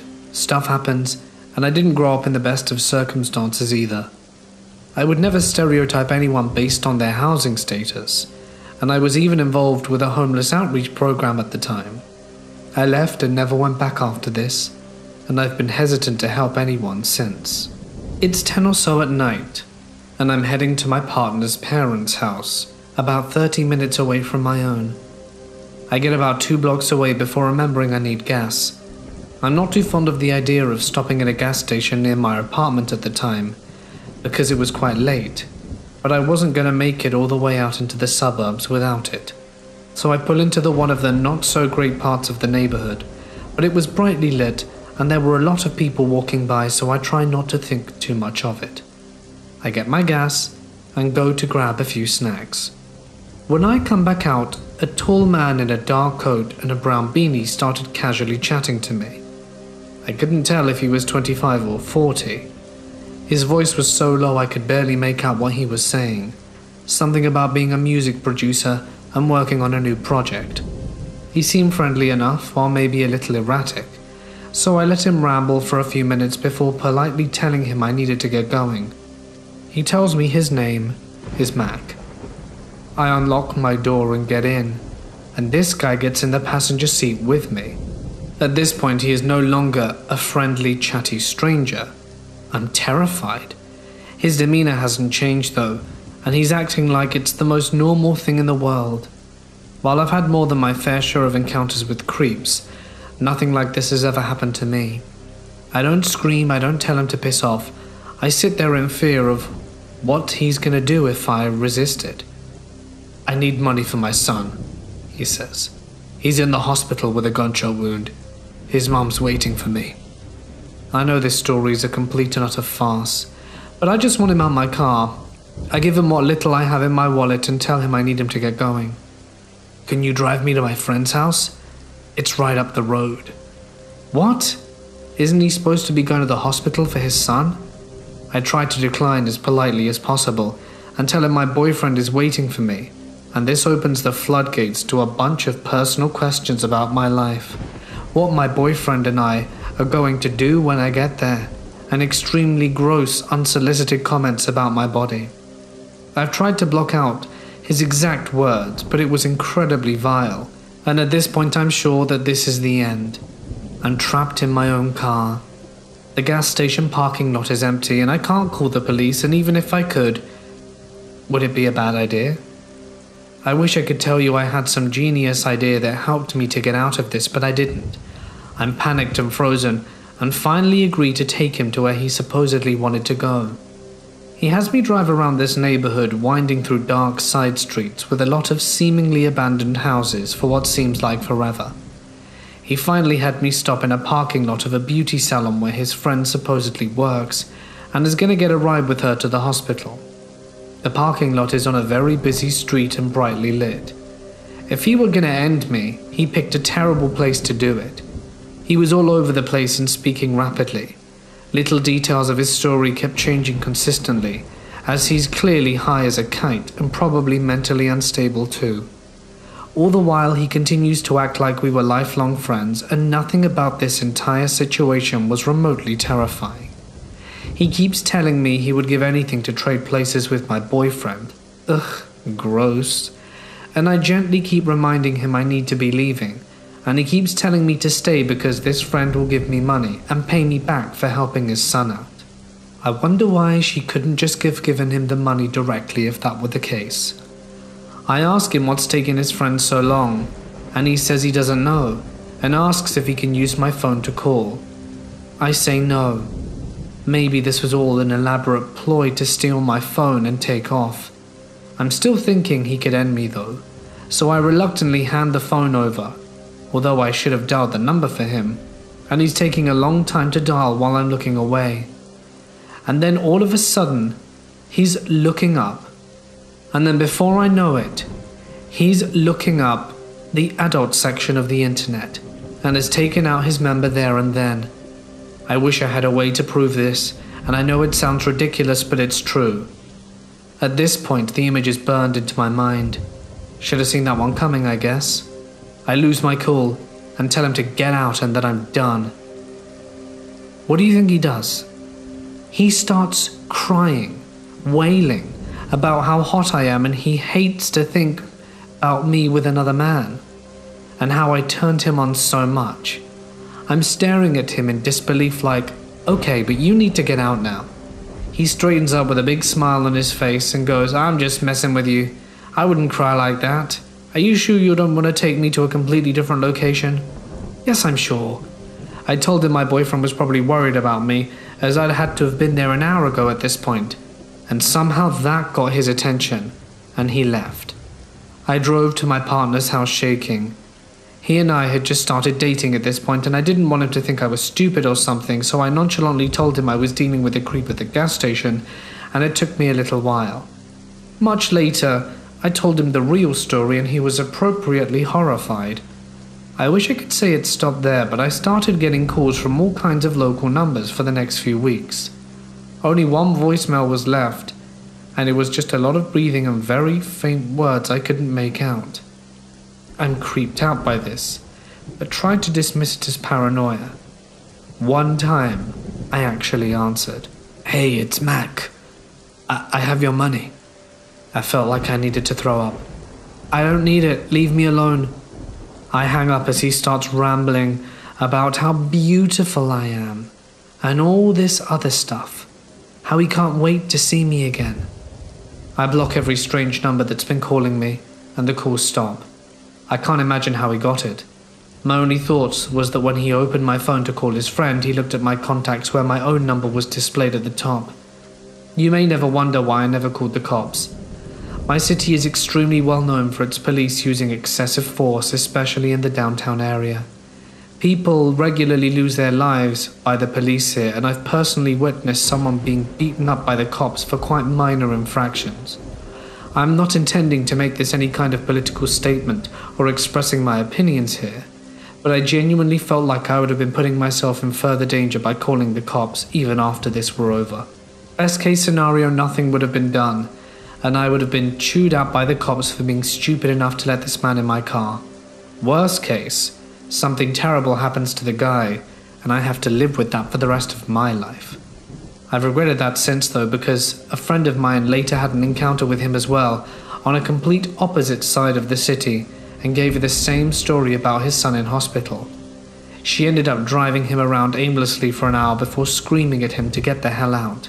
So Mac, you're welcome, but let's never meet again.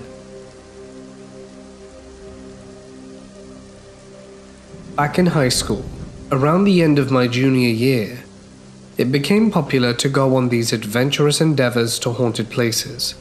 Literally a group of about 30 of us would carpool to some abandoned house one weekend, or to some secluded forest the next, spending the days at school in between searching for more places like these. Anyway, we had this cavalier nature about us when it came to potential hauntings. At some point, a friend of mine who was several years older than me told me about how he and his friends would do similar things when they were young. His childhood home backed up to a huge farm, and he and his friends would spend their days fishing or hanging out on this farm, so they were quite familiar with it. The owner, apparently a very religious man, a priest or pastor maybe, had owned the farm and a small house on the property. The story went that the owner had been locked up for murder and died in prison, leaving the farm to whoever, and it wasn't kept up. However, upon hearing the news of this man's demise, my friends told me that he and his friends had decided to go into the house. I guess the windows had been busted out, and they opened the door and walked in. He described them fooling around and trying to scare one another, but he had decided to walk up the stairs, and upon him reaching the second floor, he saw a coffin in the main open room. The way he had explained it to me was that he didn't know what it was, and immediately sort of sauntered over to check it out, only to have the sudden flash of realization that this was a coffin in an abandoned house. I suppose he and his friends made a quick retreat from the house. Of course, he told this part of the story much better, prepping in more detail about the man who owned the property, that gave the story that mythical, supernatural sort of feel. I remember being frightened by his delivery and sincerity, though it's quite likely he had rehearsed it for this type of occasion. This story had taken place 15 years or so previous to him telling me. I told one of my adventurous cohorts the story, and we thought it would be a good idea to investigate it. I knew where this person had lived, so we assumed we could simply walk behind his house, find the farm, then the house. We had a grand plan to bring the whole group out on the weekend, but we weren't sure if we were being strung up on a lie, or if this place was still there, if this were true. Anyhow, after football practice one weekday, he and I drove out to the street my friend lived on. There was definitely a farm behind his and his entire street's homes. We decided to go ahead and sneak into the yard and onto the farm to see if the house was there. Once we made it through the manicured suburban yard and through the brush separating the farm, we were knee-deep in overgrown field. We sort of hacked our way through a bit, and sure enough, we made it to the edge of the hill the house was on, only 100 or so yards away. We had made it that far, so we decided to go to the edge to investigate. As we approached the house, there was a huge black bird perched on its roof. Once we were within 20 feet of the house, the bird flew away from the house and perched upon a tree adjacent to it. Being a bit nervous, I began to question why a bird had made such an odd move, but thought better of making a big deal out of it. Now this house is the prototypical haunted house. It had the quaint historic look with the broken windows, eerie shadows, and sort of ominous statues one associates with haunted houses. There was even a grave marker in the front yard, so again we were increasingly nervous as we approached. The door was jammed shut, but the window had been completely removed, so we played rock, paper, scissors for who would climb in first. I had the luxury of going second, but did so quickly, as being on the porch by myself was just as unsettling. The inside of the house had literally not been touched, besides weather damage. Almost everything was intact. There were pictures and decorations still up, with a bit of furniture remaining. We eventually became comfortable with being inside and began to snoop around. Of course, we were fearful of trekking upstairs, afraid to find something we didn't want to find. Alas, we squeamishly crept up the stairs only to find an empty space. At this point, we became at ease with walking around the house, laughing off the ghost story mystique. As we looked through the main floor again, I noticed there was a tiny door in the kitchen. It was about knee-high. Undoubtedly, we flung it open, only to reveal a dark stone stairwell that a person would have to crawl down. Its presence alone was terrifying for some reason, but it had a landing about halfway down with stairs turning in different directions and out of our sight. However, perched on the landing, and partially concealed by the wall to the other part of the stairwell, was a large rectangular wooden box, a coffin. Now my friend and I weren't exactly small people, so I would imagine the sight of us pale-faced, with a cartoonish hair on neck, shocked expression trying to both squeeze out of a window at the same time would have been quite comical. Not to mention that both of us in a dead sprint heading away from this house through waist-high weeds. I still laugh thinking about both of us running like that. Anyhow, we turned to look back about halfway to the end of the farm, just to see the massive black bird fly back from the tree and onto the house. We probably made double time from that point on. When I was a kid, I spent a lot of time at this house that was the headquarters for a small theatre company that I worked for. There were several stories that people had about seeing various ghostly things there, but one of the ones that kept coming up was a ghost cat that a couple of different people claimed to have seen. Now fast forward to 2 years ago, my girlfriend and I were staying at the house for a few weeks while we were working on a show. She had only become involved at the theatre recently, so I didn't know any of the old stories. There was an actual cat living there at the time, and we always slept with the door closed because we're both allergic. So one night I wake up to get her out of bed, and she's saying something like, "Come on, Persephone, get out of here." then bend down as if to pick something up, then gasp, then a moment later climb back into bed. The next morning she told me she had a dream where she heard the door open and she got up to see a cat in the room and figured Persephone had pushed the door open to come in. So she got up to pick her up and put her out again, but as she reached down to grab the cat, it disappeared.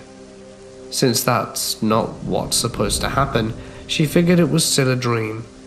So I said to her, "I think you met the ghost cat actually." And she was like, "What ghost cat?" So I told her the history of it, and she asked me to describe what people had seen. A white, short-haired cat, as opposed to Persephone, who's a grey and long-haired. At which point she sort of freaked out, because what she had seen had appeared to be white, but she had just assumed it looked that way because of the lighting.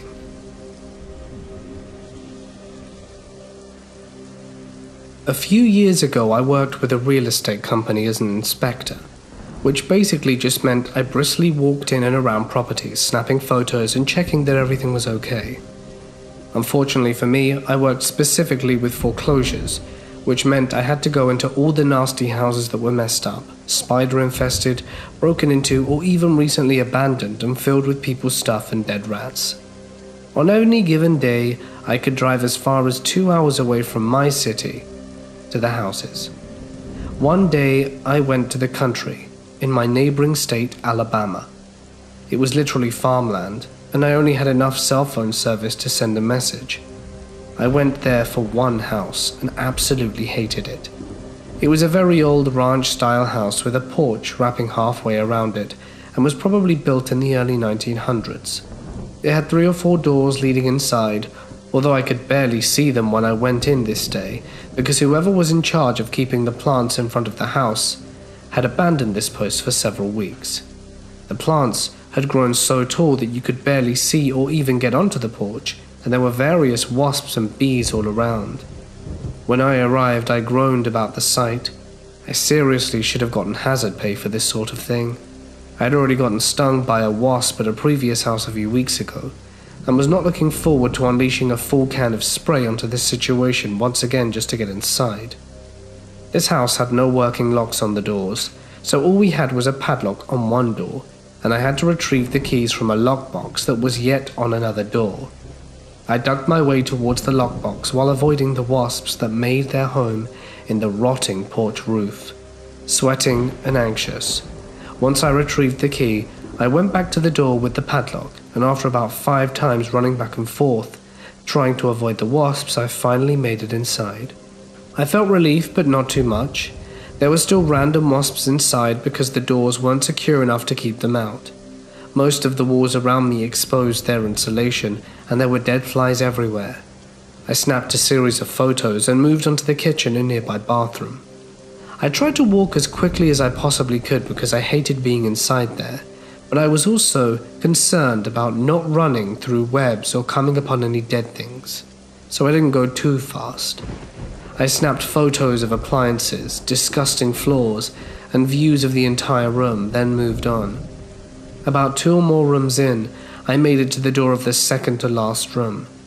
It had a fireplace to the right and a door leading outside. It also had a door next to the fireplace that led to the final room. Once I was finished there, I made my way to the last room of the house and totally froze. I stood in the doorframe and took a moment to examine the scene. In the last room was yet another door to the outside, and it was wide open. But that was only mildly alarming. I'd seen break-ins before, and even though it was alarming, I seldom ran into anyone, especially since it was broad daylight. But there was one thing out there, and it was truly bothering me. It was a backpack, a drink, and food, sitting right next to the door inside the house. I was frozen with fear and anxiety, and quickly thought through what to do.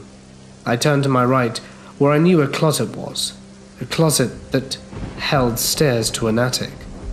I quickly worried about if anyone could possibly be hiding up there.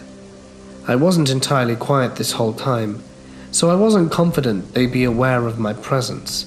In fact, if anyone was there. Then I focused back on the door. I stayed really quiet, hyper-aware of any sounds. I didn't hear anything, so I decided to quickly and quietly leave. I raised my camera and quickly took 2 or 3 photos of the door and the items, then turned and power walked my way back through the house. I don't remember if I put the key back or not, but I know I definitely didn't care. I just wanted to get the hell out of there. Once I reached outside, I ran to the car, quickly got in, locked the doors, breathed fast and heavy in a cold sweat, goosebumps tingling all over me, and left. All that ran through my mind was fear of what could have happened, and the fact that I was so far from anyone who could have helped, with no way to call the police, and it made me shiver. At any other property, I would have just called the cops to report the break-in, but I couldn't even do that. My boss didn't send me back for a few weeks. When she did, she told me the plant should have been cut by now and everything should be good. I asked if she knew anything about someone who was still there, and she acted like it wasn't a big deal. That annoyed me. She said that they had finally sent for someone to fix the door, and that it should be fine. But I was still being sent alone, so it wasn't much comfort. In the end, I never saw any more break-ins on that property, but still hated going there. The first time I went back, I carried a screwdriver with me in one hand the whole time. Ever since, I've always had a heightened fear of intruders or videos with squatters in buildings without people knowing. It sort of gave me a new phobia. Thank God I was lucky enough to not encounter anyone alone.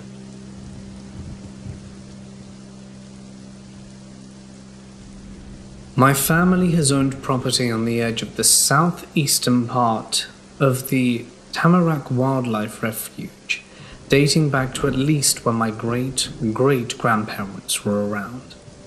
The property itself is absolutely massive, with 3 fields, a lake, and a forest all around it.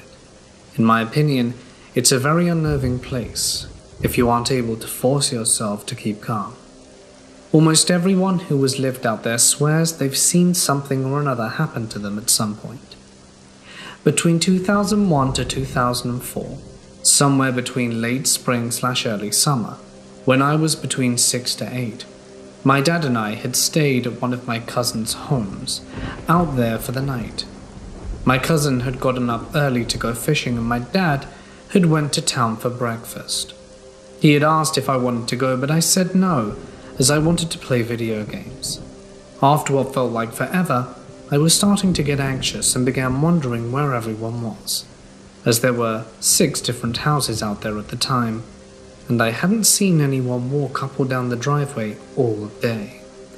So I walk over to the kitchen window and look outside and notice what seems to be a rather large, very pale boulder. I had to do a double take and thought to myself that I hadn't ever noticed a boulder there before. The more I looked at it, the more unnatural it seemed. It looked like some humanoid hunched over on its legs, with its arms bent over its knees, kind of looking like T-Rex arms, but that's the only thing I can think of that it was similar to. I couldn't really see its face that well, but from what I saw it appeared to be blurred. This thing could have easily been at least 6 feet tall if it stood up. Now I was easily frightened as a child, but I had never felt terror like this before. I was overcome with dread and began to silently cry instantly.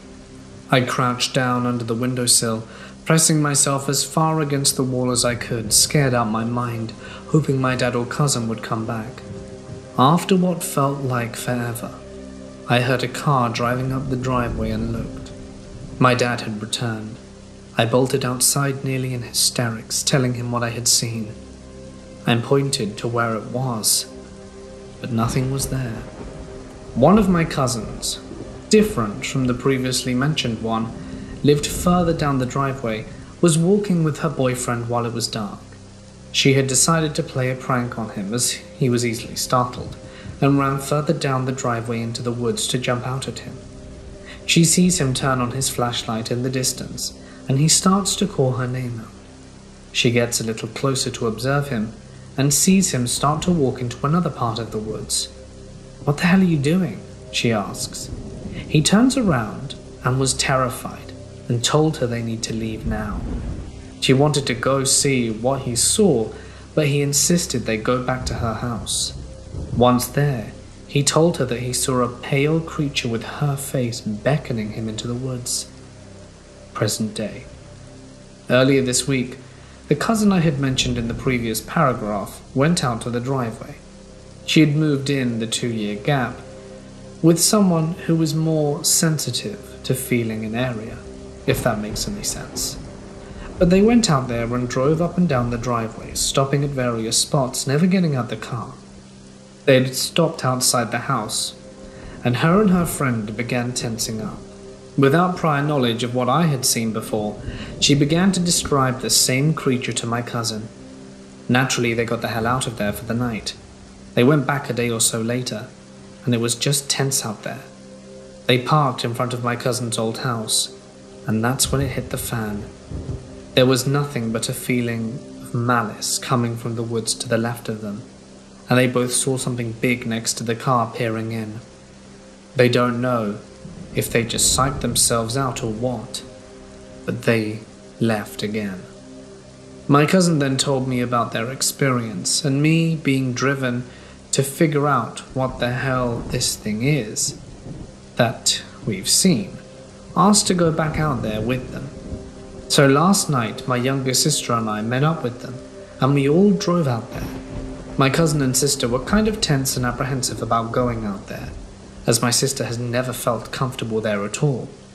We had the heat on in the car, as the girls were all cold while I was roasting.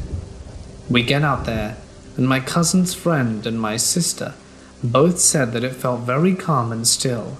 We drove up to the top of the driveway, and parked for a moment, and decided to head down to the main field in between where I saw the thing and where my cousin's boyfriend saw it.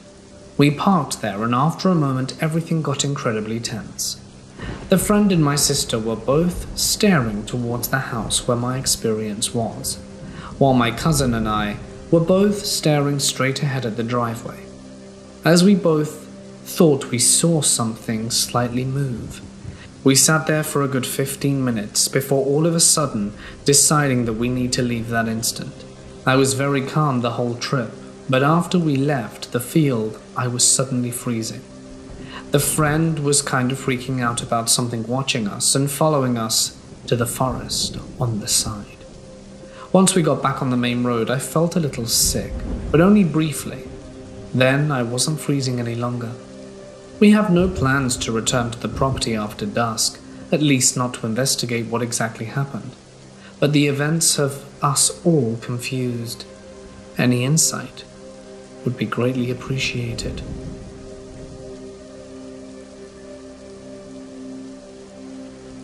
This happened this past summer, the summer of 2019. I have been paranormal hunting for about 15 out of my almost 30 years of life, so I have had plenty of experiences with all different types of entities. This is just one of my several memorable experiences. This was on a road near where I live. This road is completely forested, save for the bar at one end of the hiking trail on the occasion. Towards the middle of the road there is a path that leads to a tree that looks like it is bleeding, and is known as the bleeding tree or the hanging tree, because in the past that was a tree that was used for lynchings. Further down the road there is another path that is roped off that leads to an old shed that burnt down in the 90s. I had been going to the road for a few months at that point, and had a lot happen, including but not limited to touching, voices through the spirit box, EVPs, black-eyed children, and even being chased by what could only be assumed to be a hellhound. This place has had a really dark past. KKK meetings and lynchings, black magic rituals, and satanic rituals, so this place is a hot spot when it comes to the paranormal. Apparently, there were some members that were arrested for lynching people, and they claimed to have lynched at least 10. The locals who live near the road have so many stories and even fear the road, saying it's a portal to hell itself, and no good comes from the road. My group and I usually go every Sunday night. This night started out like any other night on the road. The usual creepy feeling of being watched, shadows darting in between the trees, the sound of branches breaking like a person was walking in the forest. My group consisted of 7 people. There was me, my girlfriend, Josh, Heather, Sam, and Sam's younger brother, Samuel. We got to a bit of a quiet way down the road when my girlfriend and Sam decided they wanted to turn back. Sam was already having a really bad feeling being an empath, and my girlfriend's ankle was killing her due to a previous injury. Josh, Samuel, Heather and I continued while they went back to the vehicles. We stopped at the entrance to the path to the hanging tree to do a spirit box session, and caught the voice of a woman we had repeatedly caught before, that is known as Juanita. We then saw a shadow dart between the path, which scared Heather, so we decided to keep moving forward down the road. We ended up stopping towards the end of the road to take a break, and to see if we could find anything at that specific area. That area is known to have an apparition appear that is wearing white robes, which the locals assume is a member of the KKK. After about 5 minutes of seeing nothing, we decided to start another spirit box session where we tried to communicate directly with this entity. We ended up getting the same male voice several times, but we weren't able to understand what it was saying. At this point I started to get annoyed, but I did something very stupid which I tell my investigators never to do. I began to antagonize the entity, telling it that it was evil for what it did, and that it had no right to take any lives, and that the entity was un-American and a coward. After calling it un-American, and while I said the word coward, we got a deep, growly voice through the spirit box screaming that he was going to kill us. The rest of the group heard this, and I stopped speaking and started to get excited, because it was the first clear voice we had gotten since Juanita all night. The moment I started to talk to the rest of the group, I felt 2 hands wrap around my neck and grip me tightly. The grip got tighter every time I tried to speak or grasp for air. It got so tight at one point that I could feel it start to collapse my trachea. Almost as fast as it started, it disappeared, and I was left on the ground gasping for air. I suddenly felt like I got kicked in the side, which caused me to vomit. After that, we decided that the night was finished and called Sam to come pick us up. When we got back to the cars, I had my girlfriend and the rest of the group check me, and I had bruise marks all over my neck as if someone had been strangling me. After that, we just said our goodbyes and went home. This is one of the many tales I have of this road. This experience happened about a week after the last one. Myself and 2 other people from the previous group, Josh and Samuel, went to another location in a nearby city that the city locals call Hell. The place used to be an old paper mill until it burnt down back in the 80s, and 75 people lost their lives. Since then, it has become the local teen hangout, and every single one we have interviewed has had an experience there. The teens have done pretty much everything from using Ouija boards to holding satanic rituals in the building. We only spent an hour in the building because of how dangerous it appeared to be, what with it being burnt down and all, and the entire time we were there, we felt as if something wanted us to get out, and got aggressive if we stayed too long. We really didn't want anything aggressive towards us while we were in this decrepit building, because if we were pushed, we could have easily fallen through the various holes in the floor, the smallest of which is what I estimate to be a 100-foot drop. We go there the next day, which is Monday. Me and a few friends of mine and my girlfriend were hanging out playing video games when my friend Thomas gave me a call. He told me he went to the road, the one we'd just been to, and he and his friends were being attacked by something. I drove over there with my girlfriend immediately and found them all in a church parking lot not too far away from the road itself. Thomas was the only one who was coherent. 2 were writhing on the ground, Haley and JJ. One was unconscious, Abby. And there was a 4th friend there, Richard. He was freaking out too, and making no sense. JJ was screaming, saying he was being scratched, which I checked, and he had indeed several scratch marks along his torso. Haley was saying something was hitting her, and after we were able to calm everyone down and wake up Abby, we all went back to the road. Haley was saying there was a little girl with her, holding her hand, telling her that she had to kill JJ, Abby's brand new boyfriend. JJ kept on seeing a large shadow figure circling the group. Quick side note, Abby is the person who can see ghosts, who apparently has been following her since she was born. Abby said that the little girl with Haley was actually a demon. This put me on the offensive, in which I immediately started to do a minor exorcism. Just to note, I'm not a priest, nor am I someone who's actually trained to do exorcisms, but I still tried to help regardless. While I was performing this, Haley seemed to be quite confused, as if not knowing what was going on. JJ, who had been quiet the entire time and not wanting to help, started to laugh and mock us, but not in his usual voice. It was deeper. It almost sounded like there were 2 people speaking at once. It was at this point that we realized that it was actually JJ who was possessed, not Haley. We ended up calling Haley's dad, who was a priest, and asked him to come help us, and he immediately did. While we waited about 10 minutes for her father to arrive, we had to constantly fight JJ to keep him from running into the forest, and he ended up flailing and kicking my girlfriend pretty hard and punched Thomas in the face, spat in mine and headbutted me. And when the priest got there, he immediately started to perform an exorcism, while Thomas, Richard, and Abby and my girlfriend held him down. He was screaming obscenities and flailing around, ended up hitting me on the chest a few times during it. And when everything was finished, we got back into the vehicles and left.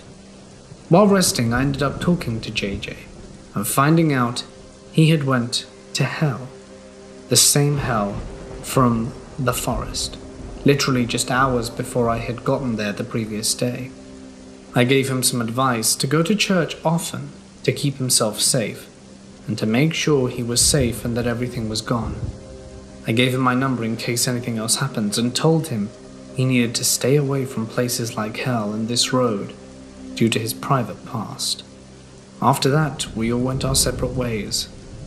I kept up with JJ for a few weeks and he seemed to be doing fine, but then I lost contact with him. I hope he's still okay, and followed my advice. This happened 2 years ago in June, in Poland, where me and my brother live. I got a call from my aunt if I could go and meet her where she works. I agreed, and after 30 minutes went to see her. She asked me if I could look at the place where she worked because she needed to leave and see her boyfriend, Daniel. I asked why, and she explained that just before she called me, Daniel had called her.